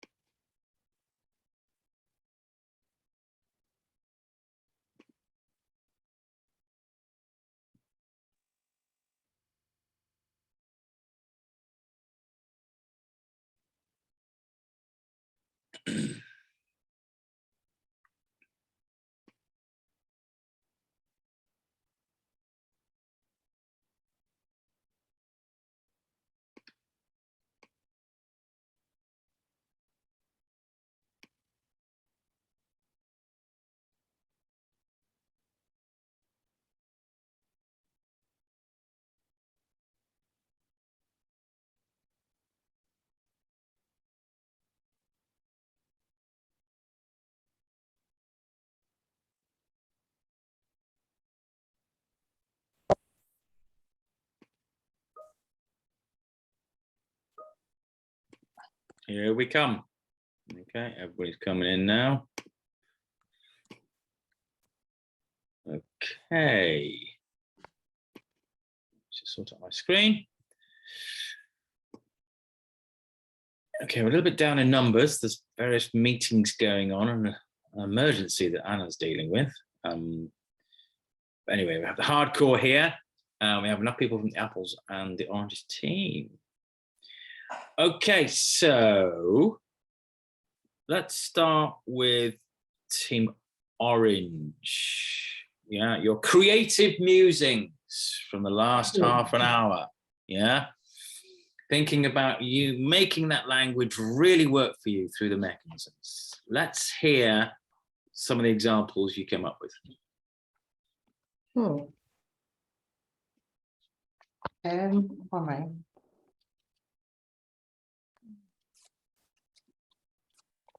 Oh, Yeah, Vera, yeah. Okay, yes, I didn't know I was on. Okay, so I tweaked around a couple and changed the quotation. So the first one is the quotation. Breakfast without orange is like, breakfast without orange juice is like a day without sunshine. And that's a quotation from Anita Bryant. I don't know who she is, but I Sounds good though. Sounds good. Good old Anita, whatever her name is. That sounds good. Breakfast without orange juice is like a day without sunshine. Okay. Cool. So there you go. Don't know who this Anita was, but that's I like that. That attract. This is, you know, it's attractive use of words. Someone else's use of words, but yeah. Breakfast without orange juice is like a day without sunshine. Yeah. Okay. Yes. Like it. And then, again, what did we say? So the second, it was a struggle to be more original than what was there. Sorry. Okay. Okay, so now let me repeat the rhetorical question. Yeah. I tweaked what you said. What's in a real summer? A chill out with friends and orange juice. So I tweaked that. I think it became even duller, but yeah. What did we have originally? What we had? We said what makes a real summer? Yeah. What and we makes said real summer? sunshine, sunshine, friends, and happiness. Okay. Yeah? Yeah. And then we had another rhetorical question saying, how do you capture that in an orange? In an orange. Okay. So okay. So I think your version is much better. It's long though. It's long, but you know, it's long. But you know, if you were talking about an orange, if I said to you, you've got 5 minutes to persuade me. Yeah. Okay. All right. You know, you could even start out with that. Yeah. You know, and we'll talk about script structure tomorrow. But you could even start out with that. What makes a good summer? Happiness, friends, and sunshine. How do you capture that? I'll tell you, in an orange. Boom, boom, boom, because oranges are blah, blah, blah, and oranges are this, and oranges that, you know, get your themes and stuff. So, yeah. Okay. Okay. So that's 2. And the third one, Tidian, where did we end up? The third one, the third one was the one that we thought was typically for an apple. So I tweaked that again. I said better than an apple, an orange a day keeps the better than an apple, an orange a day keeps the medics away. You were playing with that a little bit, yeah. I know. Yeah. An apple a day might keep the doctor away, but an orange will keep the whole hospital away. Something like that, you know. A little bit of humor. Yeah. The whole medical facility away, or something like that. I don't know. Yeah.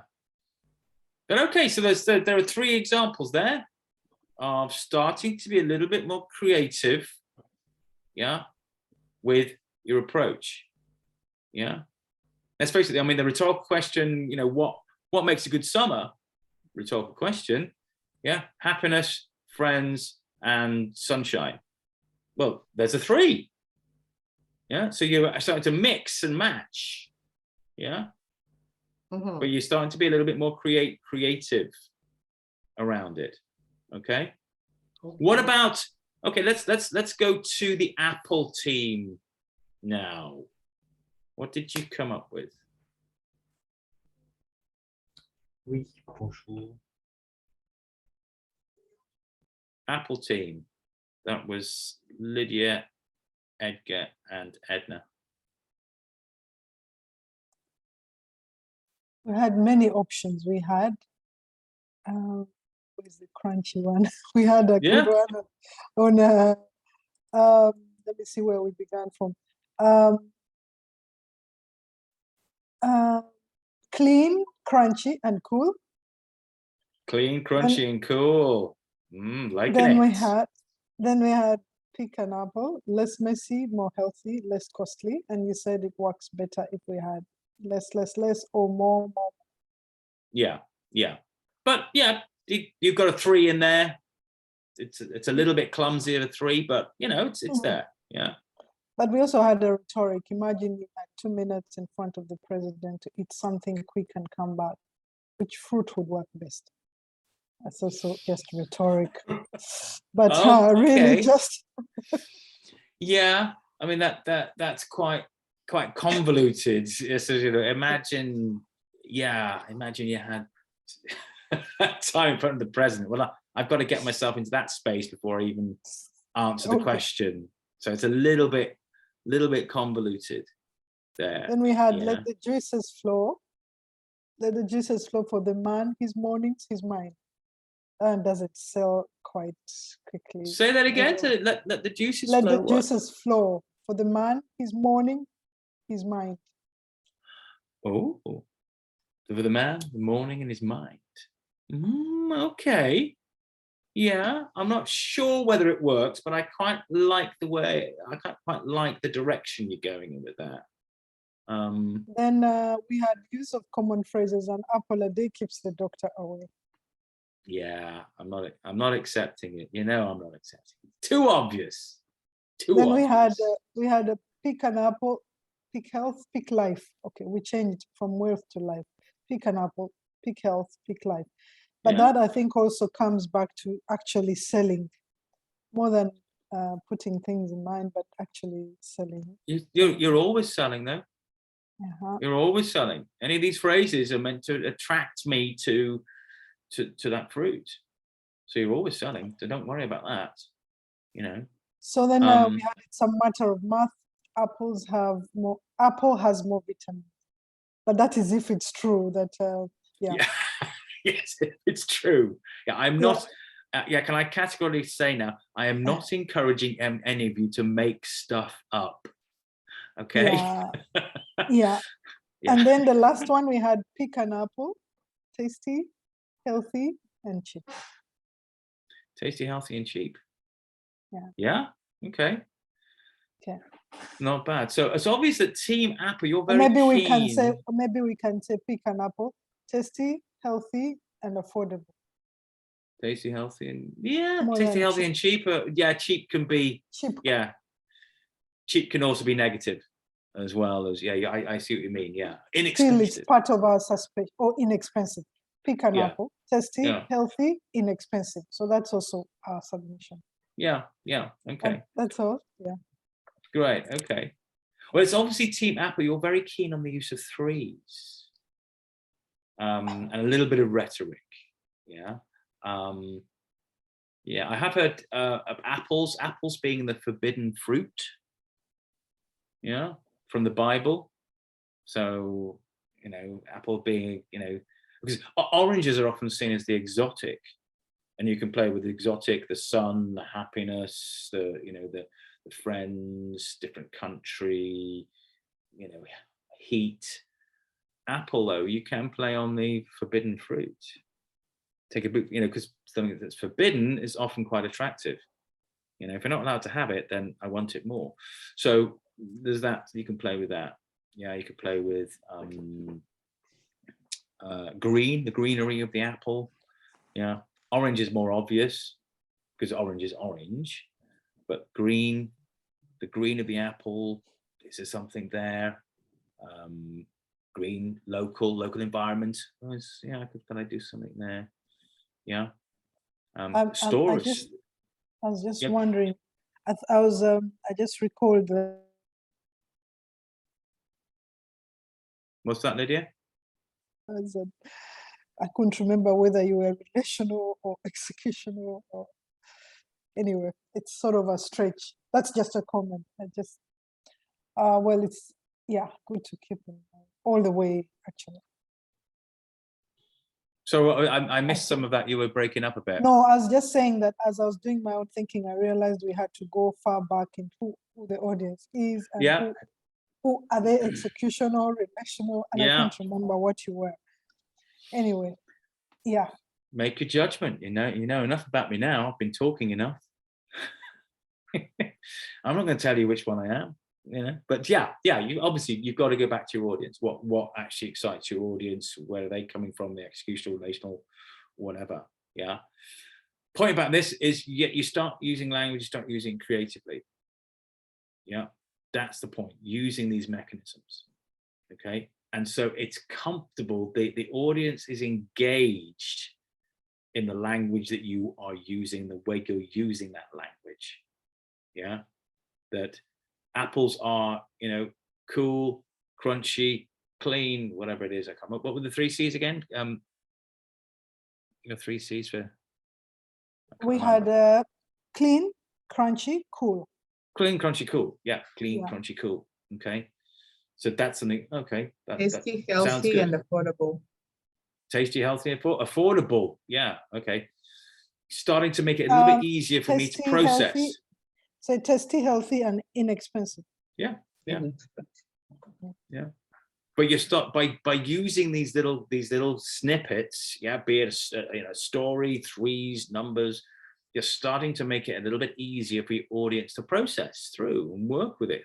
You know, clean, cool, and crunchy. That sounds good. It's drawing me. It's engaging me. Yeah, as opposed to here is an apple. Buy it. It's good for you. You will enjoy it. You know, no, just start being a little bit more creative. Yeah, an orange. You know, breakfast without orange juice. It's like a day without sunshine. Oh, yeah, the audience. Yeah, that's good. That's engaging. That phraseology. That's what we're after. Okay. So, linguistic mechanisms. Okay. Start playing with them. Yeah, I want to hear some of them being used on Friday. Okay. That's linguistic mechanisms. Where we're going next, though, is the next stage. Okay, so we've got the audience engaged because of the good language that we're using. Yeah, that it's engaging, it's captivating, the language, because of these mechanisms that are being used. But we also want to be persuasive as well. Yeah, so you've opened the door for me with this linguistic mechanism, but it also has to be persuasive and pull me in and go, yeah, that's I need to do that. I need to buy an apple, I need to buy an orange. This is where we start looking at behavioral techniques. Okay. Behavioral techniques, this is something that's really come into the fore in the last couple of decades, that academics and scientists have been able to study really how we make decisions. as human beings, how our behavior is affected and how we make decisions. There have been many, many, many books written on this now, academic books and also popular books as well. So many, so it's too much to sort of take in. So there is a system that has been developed called mind space. Now, mind space is a mnemonic. Okay, so each letter of mind space counts for something. Okay, we're going to go through this. In fact, there's one letter which isn't really applicable to this forum, this communication, but we'll go through all of them anyway. And the first one is the M of mind space, the messenger. Okay, we are heavily influenced by who communicates the information. And to prove that, just be really honest with yourself and ask yourself this question. If you dislike someone, how does this affect your willingness to take their advice? If you think about it honestly, most human beings would say, yeah, it does. If I don't like someone, I'm less likely to take their advice. So it does matter who is actually giving that advice or suggesting you do something or selling something to you. Yeah. So what does that mean for you as a public speaker or a presenter? It means that you have to establish to a degree that you are trustworthiness, that you are a credible source. Because when you're standing in front of donors, quite possibly they might know who you are. You are the person from World Food Programme. Well, yeah. So you do need to establish yourself as a credible source and authority on the subject that you are going to be talking about. Yeah. We'll talk a little bit more about this tomorrow when we talk about script and structure, but it is important that the audience fully understand that you are worthy of talking on the subject that you are talking about. So I can have a degree of trust in what you're saying. Yeah. So the messenger very much influences whether we actually take the message in or not. The second one is incentives. It's incentives because it has to fit in the mind space, but actually it's more to do with the fact that we take predictable shortcuts. Yeah, when we mentally process something. This is sometimes called heuristics, and was really been examined and popularized through the work of someone called Daniel Kahneman. He wrote a very influential book, and he's probably one of the leading thinkers on this. And what he posits, and it's now widely accepted throughout psychology and etc., is that we tend as human beings to operate in two mental modes. One is fast, one is slow. One, in his words, system 1 or system 2.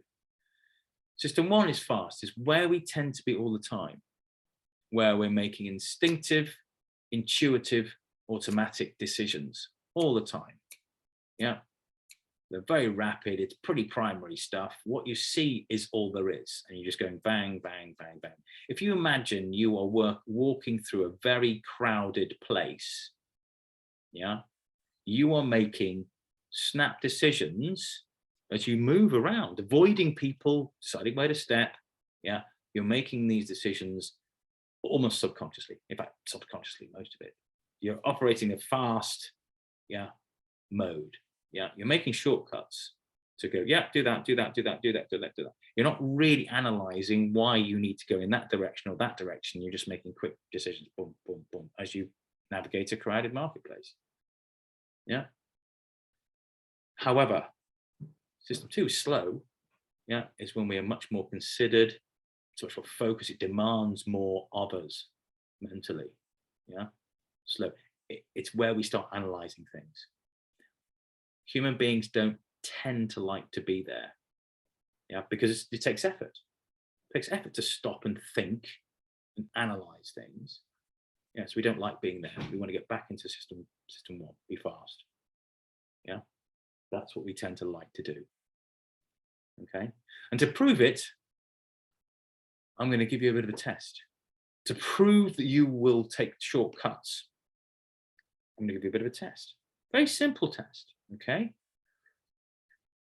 I'm going to ask you a question, and I want you to put the answer in chat. Yeah, it's a simple question, but I want you to put the answer in chat as soon as you can, okay? If you were buying a bat and a ball, and together the bat and the ball cost $1.10, if the bat costs $1 more than the ball, how much does the ball cost? Okay, put your answer in chat, please. Okay, 10, Vera, 10, yeah. The rest of you? It's a simple question. 10 cents, yeah.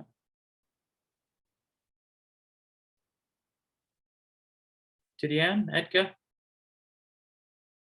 Lydia, Madani.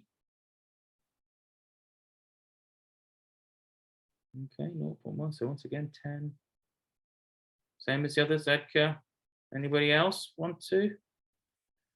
Who's not answered? Lydia, what do you think? Come on, Lydia.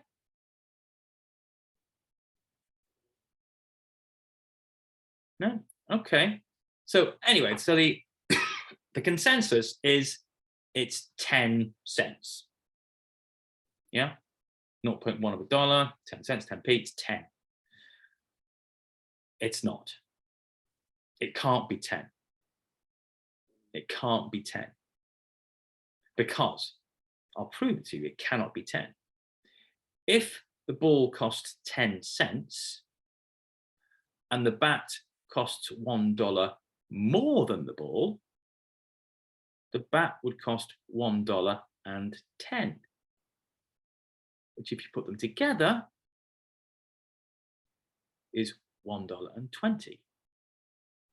So it can't be 10 cents. The answer is 5 cents. Because if the ball costs 5 cents, if the dollar costs $1 more than the ball, it costs $1.05. Add them together, it's $1.10. But you all got it wrong. And don't worry, the vast majority of people do get it wrong. And the reason you got it wrong is because you took a mental shortcut. You didn't really want to analyze and think it through. It was kind of obvious that it was 10 cents. Yeah, $1.10, $1, obviously it's gonna be 10 cents, it's obvious. Now you took a mental shortcut, which was wrong. Okay? So you are as guilty as your audience for making mistakes. So what does that mean? As we mentioned earlier on, I think someone mentioned it, humans are actually lazy and we do rely on shortcuts. If you make your audience work too hard, they will give up. So do not assume that your audience will make those jumps and those calculations and do them correctly, that they will make decisions and assumptions as you explain things, that they will work, because they may not. However, that's a warning about behavioral techniques. Yeah, keep it really simple, keep it, and do not try and make me overanalyze, because I probably won't. What about something which is a positive way of using these mechanisms?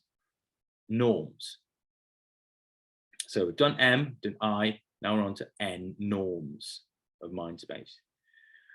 We are all strongly influenced by others. Herd mentality. Okay. We don't like being different. Big campaigns often work through this, seatbelt campaigns in the US. reducing household energy consumption. The best way of doing that is to tell people that actually their neighbors are saving more money than they are.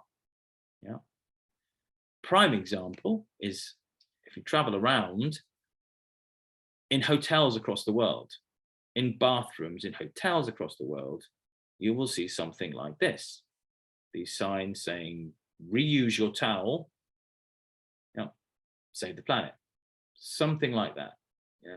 Be green, be ecologically sound, reuse your towel. Yeah. Now we all know that the reason that hotels ask to do that is because it saves them money. It's nothing to do with saving the planet, saving their money. But, and I think it's because they want to be seen to be green. They don't do this, but the best way to get people to reuse their towel is not to say save the planet. It's actually to say something like the number is irrelevant, but something like 87% of people in this hotel reuse their towels, because we don't like being different. We like to adopt the norm. The vast majority, there are mavericks out there. There are people who just do what they want to do, but pretty much most people want to do what is accepted as the norm. And if 87% of people reuse their towels, I want to be part of that 87%. I don't want to be part of the 13. That's the best way to get me to do what the norm is, to show there is a norm. Okay, so what does that really mean? How do we get the herd mentality to work? Well, in terms of you building your message, and remember, you are persuading me to do something. Your objective is the audience does something. Support your argument in case demonstrating the norm. This is what would normally be done. Yeah, well, this has been done elsewhere and has worked. Yeah, show me examples of what the norm is. Unless you really consider your audience to be a bunch of mavericks, yeah, maybe activists, maybe, but by and large, they've got to be quite off the scale to be complete mavericks. They will always appreciate the norm. Yeah. So norms, very, very powerful. We all do it. Okay. I'm not going to dwell on D, which is actually defaults, so we go with the flow. I'm going to go straight on to the S of Mindspace. Salient. We are strongly drawn to what is relevant to us. Yeah. Our behavior is influenced by what attracts our attention. Yeah. So that means basically novelty. It needs to be something slightly new. Yeah. Hence, you're coming in and presenting in a way which actually is very different from the standard that is normally seen, standard bullet points, UN presentation. Yeah, you're bringing something new, bringing in some linguistic techniques, linguistic mechanisms, something new. It's accessible, that the audience can easily understand it. Yeah, it goes back a little bit to the incentives. Don't make me work. It's got to be very accessible to me. And it's beautifully simple as well. Absolutely simple. That will draw me to the subject matter. Okay. So what? That means that all public speaking has to be something which is novel, new, easily understandable, and is beautifully simple. And it takes time to make it simple. Yeah. Hence Message House. It is a simple concept. When we talk about it tomorrow, you'll see actually, yes, the process you go through in writing a script, even though you'll not be reading from the script, and the process you go through is remarkably simple. And that's because it has to be for the audience. Then the P, priming. That our acts are often influenced by subconscious cues. Yeah, so my wife's a psychoanalyst. She often points out the fact that, you know, there's an iceberg effect in human beings, that the top 1/9 we operate at in terms of mental capacity top ninth is conscious. But below that, the mass of the iceberg, the mass of our cerebral activity is unconscious. We don't know we're doing it. You know, we are constantly monitoring signals and picking things up, and we don't even consciously register what we're doing. Yeah. We think we know everything, you know, what we're doing, but actually there's so much going on, we have no idea inside our brains. So what does that mean? Well, marketeers use all sorts of senses. Martin Luther King used senses. Yeah, he got it. Subconscious cueing of, you know, having lips dripping.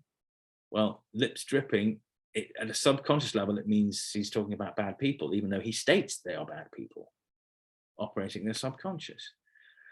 There's a concept of, you know, if you're selling a property, selling a house, certainly in the West, but I think also in Africa as well, is bake bread or do things which are very, very homely, so that when people come to see your house and to buy it, not only are they seeing the house, but they are getting a sense of, oh, this could be a home, because there's bread being baked, or there's a coffee machine that's brewing coffee. The smells are also priming at a subconscious level, or sometimes conscious, as you go, oh, that's nice smelling coffee.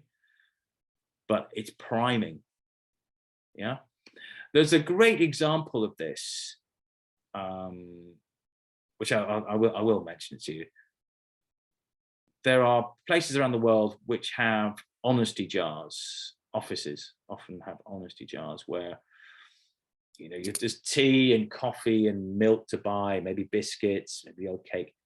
That there's a jar which people in the office just put money in occasionally, and the office manager will get that money and go and use it to buy milk and tea or whatever. It's honesty. It's not, you know, not required, but people tend to do it. And they did lots of tests on this in Canada. They said, how do we actually try and increase the amount of money going into an honesty jar?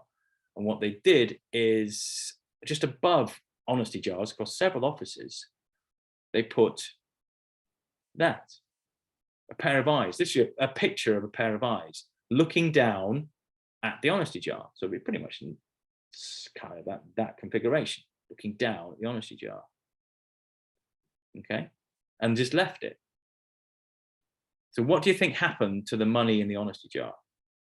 Did it go up or did it go down? Anybody? Anybody out there? Am I talking to myself?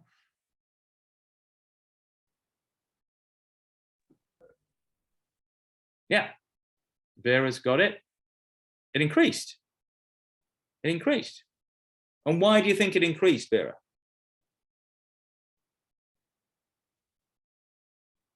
Because unconsciously people felt there was somebody looking at them, what they were doing. Yeah. They'd see the eyes and they go, oh, it's reminding me of the honesty jar. Yeah. But the interesting thing was, that was quite obvious. They expected that to happen. The interesting thing was when they actually interviewed everyone in these offices and said, you know, the money's gone up in the honesty jar. And they said, oh, really? Yeah. And they said, oh, I'm not surprised. And they said, why did you contribute to the honesty jar? And they said, well, we just did. And then they were asked, was it because of the eyes? The vast majority, something like 70 or 80%, responded by going, what eyes? What are you talking about? Which eyes? The vast majority had responded to the eyes, but couldn't remember the eyes themselves. It was an unconscious decision. At unconscious level, they were registering the eyes and acting upon it. They could not actually remember the eyes at all. So that was priming. The eyes were priming at a subconscious level. Most people could not recall ever seeing those eyes, yet most people responded to them. That's the power of the unconscious and power of priming. What does it mean for you? Yeah, in terms of public speaking, well, visual aids, which we will talk about tomorrow. The use of visual aids, stagecraft as well, if you have a stage, we'll talk about that tomorrow, and props. That's a prop, yeah. Not only just conveying information, but also providing that visual priming, yeah. They're not just about information, visual priming as well. Okay. So that's priming, operating at the subconscious level. What about affect? Now, affect, once again, they had to use A, the word, the letter A, affect, for mind space, but affect basically is about emotion. Emotional associations can powerfully shape our actions. Head over heart, okay? The heart has reasons which reasons know not. Some of the most effective water and sanitation and health programs where they want people to wash their hands, because the people not washing their hands is a great killer because it spreads disease. If you can get people to wash hands, it can be very effective at saving lives.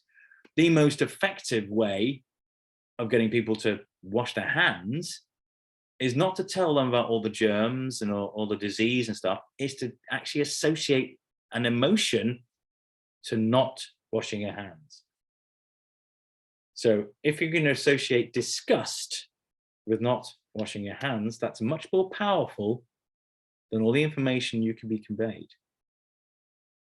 Yeah, because you're attached an emotion to it.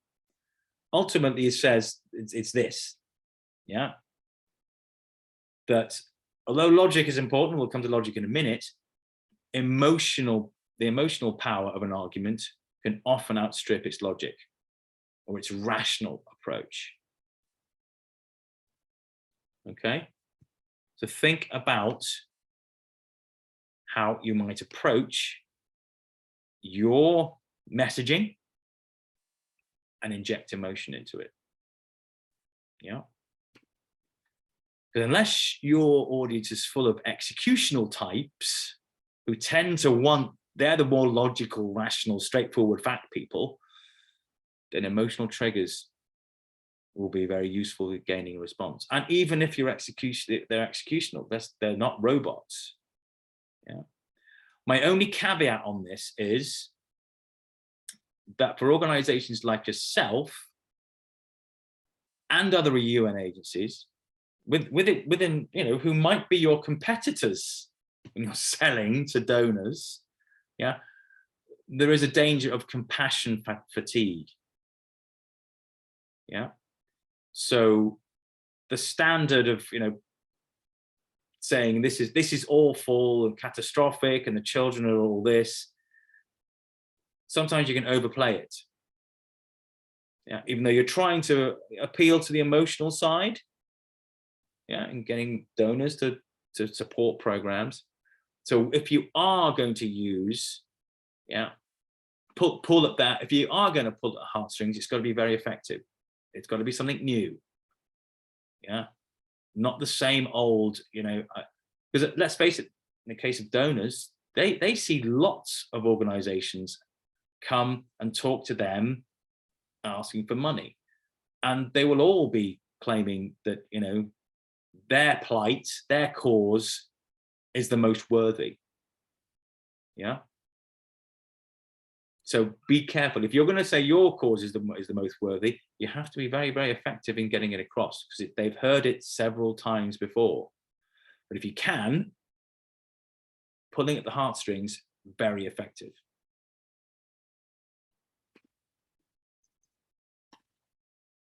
Right. This one, commitment and consistency.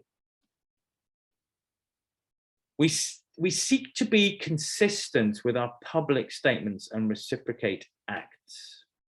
Okay. Pre-election polling in many countries is actually not about trying to understand what election outcomes will be. It's about asking people before they vote who they will vote for. Because once a person says, I will vote for a certain party, they are much more likely to go ahead and do so. So all those floating voters who may not have bothered, if you can get them to say, oh, I'm going to vote for so-and-so, they were more likely to go and do it because they have committed verbally to go and do it. It's why things like Weight Watchers and Alcoholics Anonymous, apparently, they always have a commitment at the start of their meetings, because that commitment is very difficult to break. It's very difficult to break. It's a similar concept about reciprocity, where someone enforces a commitment on someone. I'll give you the example here of this group. This is the Hare Krishna religious group. Back in the 1980s, well, they've always been relied on public funding to support their cause. And they'd often hang around as groups around conference centers or public meeting places and ask the public for donations. In order to increase their donations, one of their members said, I've got a great idea. What we'll do is we will just grab flowers from the roadside. And when you meet members of the public to seek donations from them, give them flowers first. Say, have a flower from the Hare Krishna organization. Will you donate? Because what happened to their donations? What do you think?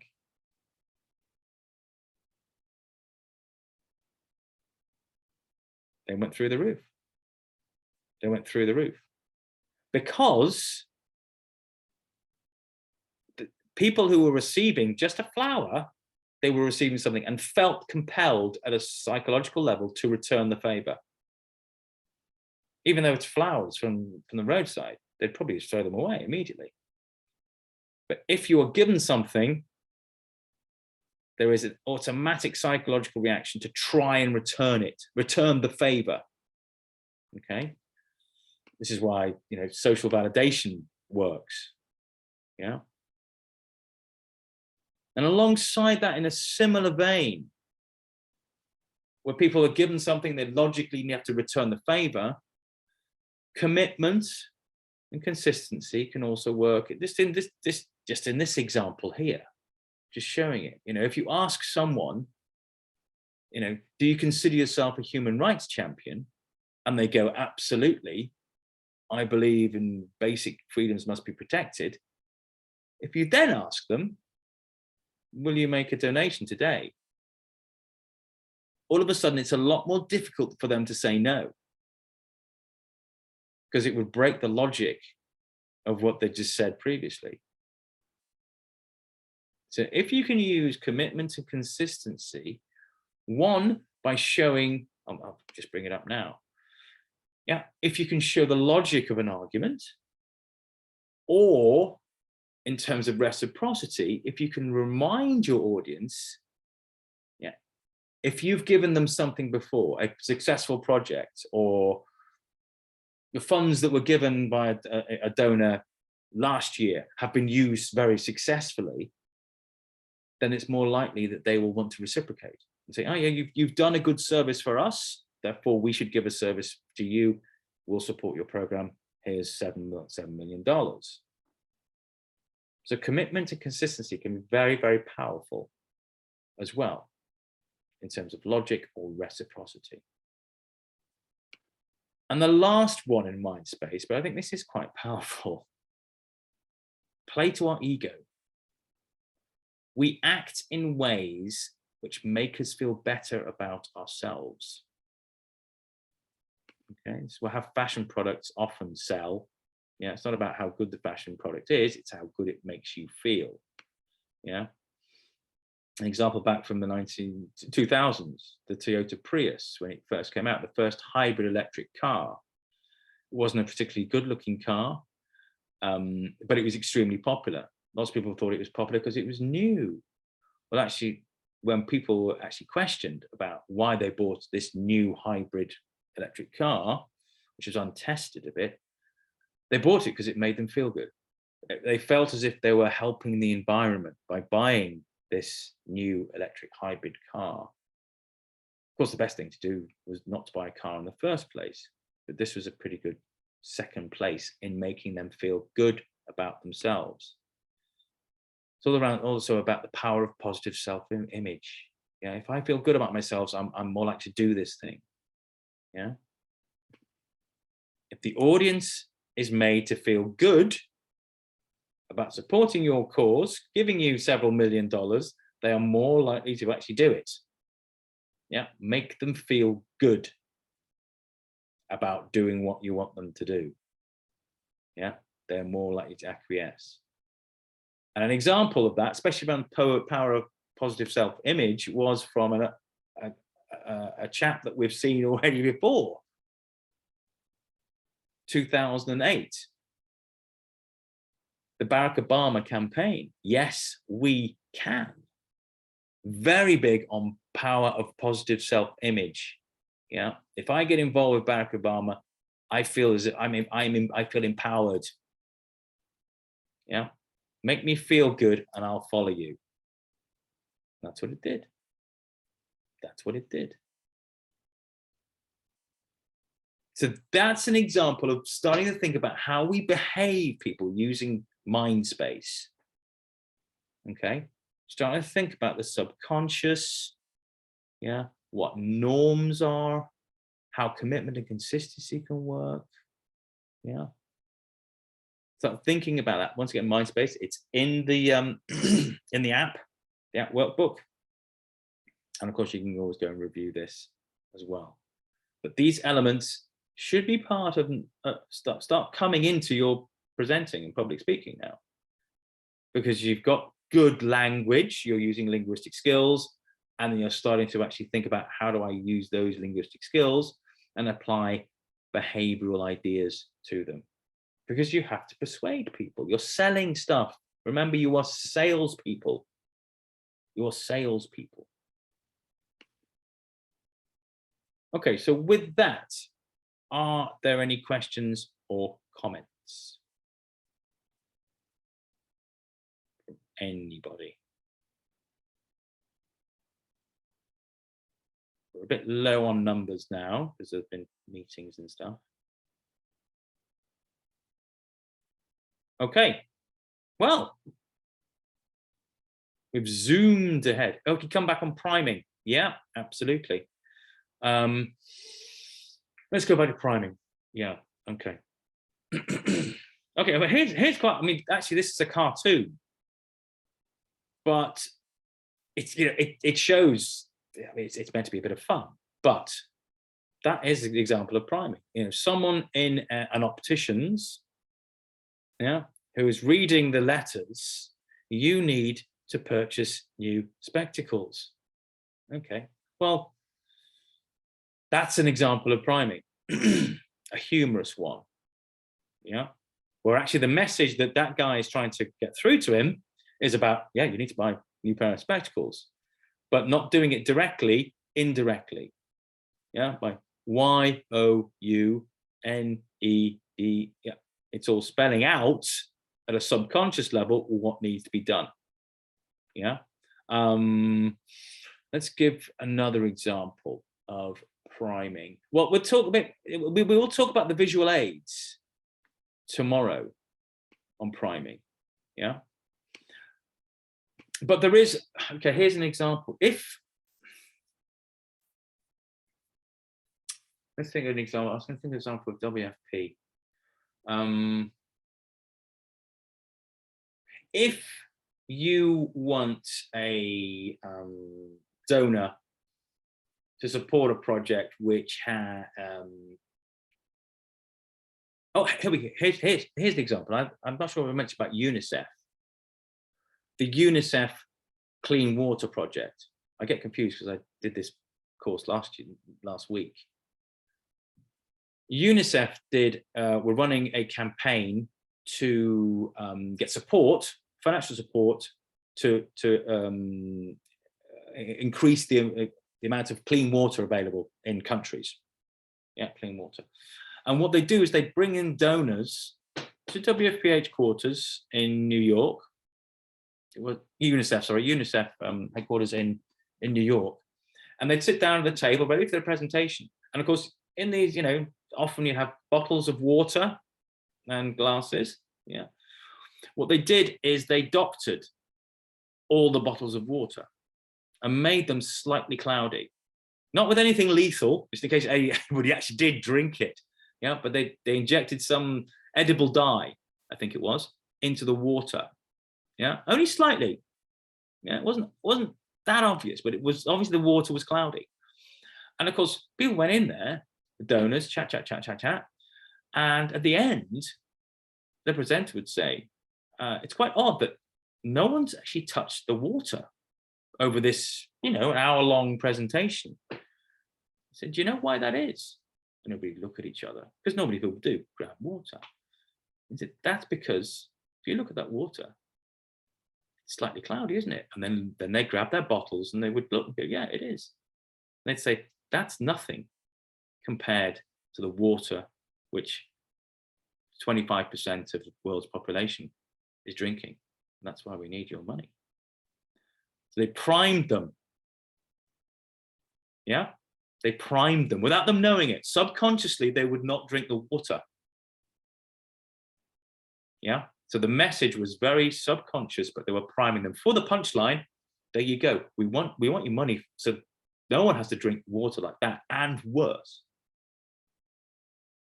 So that's an example of priming. That's a quite clever one. I'm not saying you do that, but that's a very good example of priming. Yeah. But yeah, it was brilliant. Absolutely. Very, very clever. Okay. Any other questions at this point? Once again, we can talk more in the one-to-ones anyway. Okay. Well, in that case, the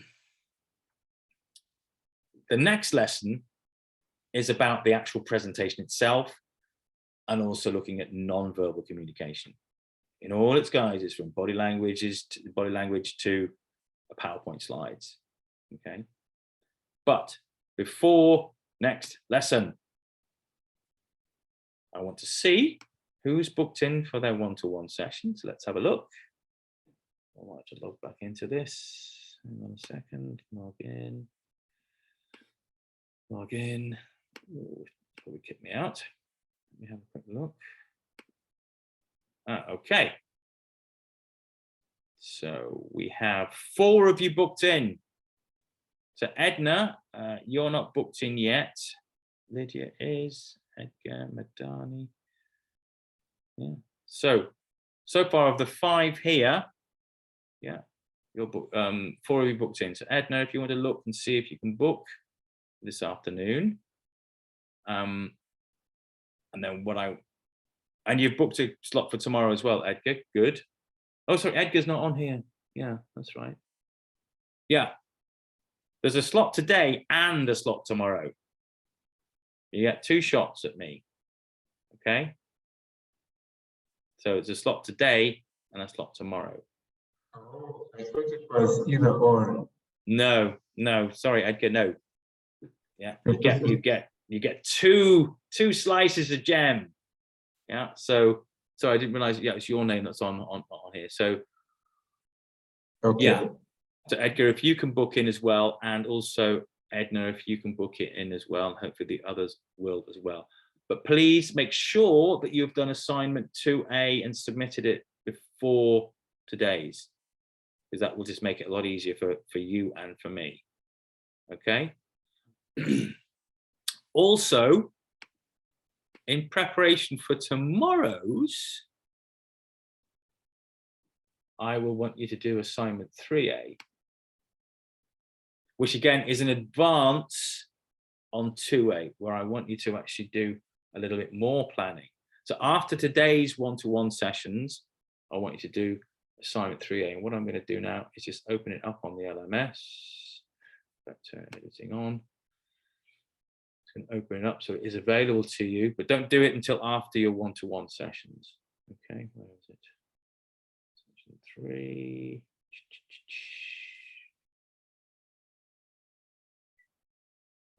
Where is it? Where is it? Where is it? Where is it? Ah, there it is. Okay.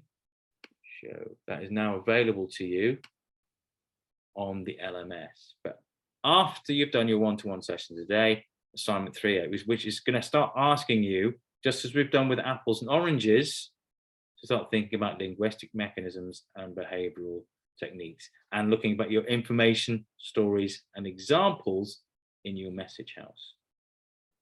Okay. So remember that the one-to-one sessions are in UTC. Yeah.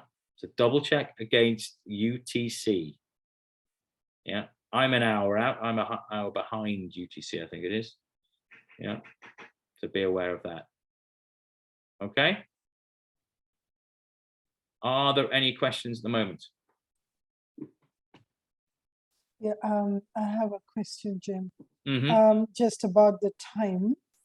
You say you're 1 hour behind. So UTC is GMT. Okay. Yes, UTC is GMT. They're exactly the same. Okay. All right. Okay. Okay. I'll try and figure it out. Okay. Yeah, I'm very. It's because we're in different time zones, so we've got to just pick one standard. Otherwise, we'd all be trying to contact you at different times. So GMT, UTC, same time zone. Okay. If you're in Sierra Leone, I don't know what you are. You're probably an hour ahead of GMT or something. Possibly the same. I think so. Yeah. So you maybe behind. I'll find out. In fact, tell you what. Let me just check something now on my phone. Time UTC. It is now 10:45 UTC. In England, it is 11:45. Okay. Yeah. Yeah. What time is it where you are? It's 10:45. Okay, so you're on UTC. Mm-hmm. Yeah. So that it should be fine for you. I've got to adjust slightly.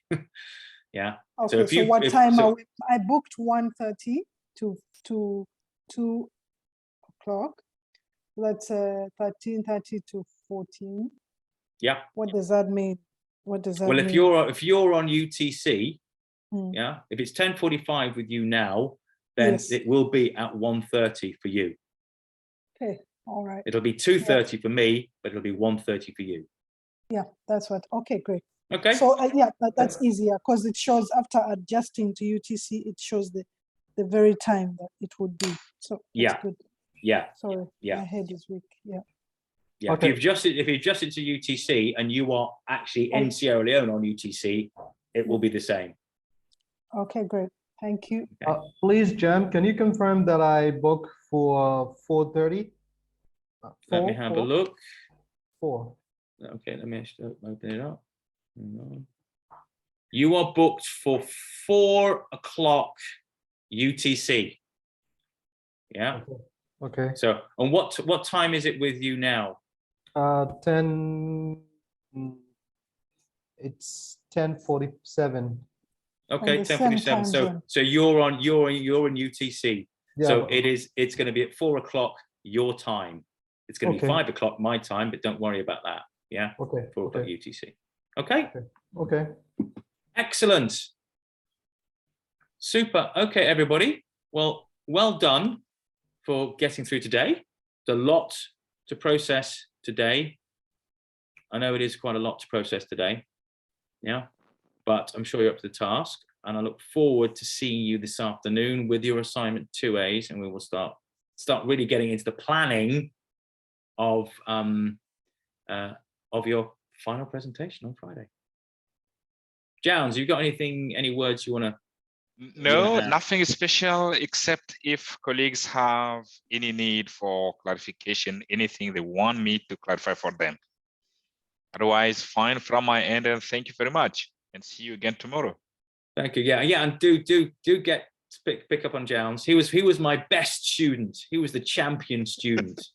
In fact, he taught me lots of stuff as well. So that's good. Thank you. Great. Okay, everybody. I'll see you later on today, and then I'll see you all tomorrow morning. Bye. Ciao. Ciao.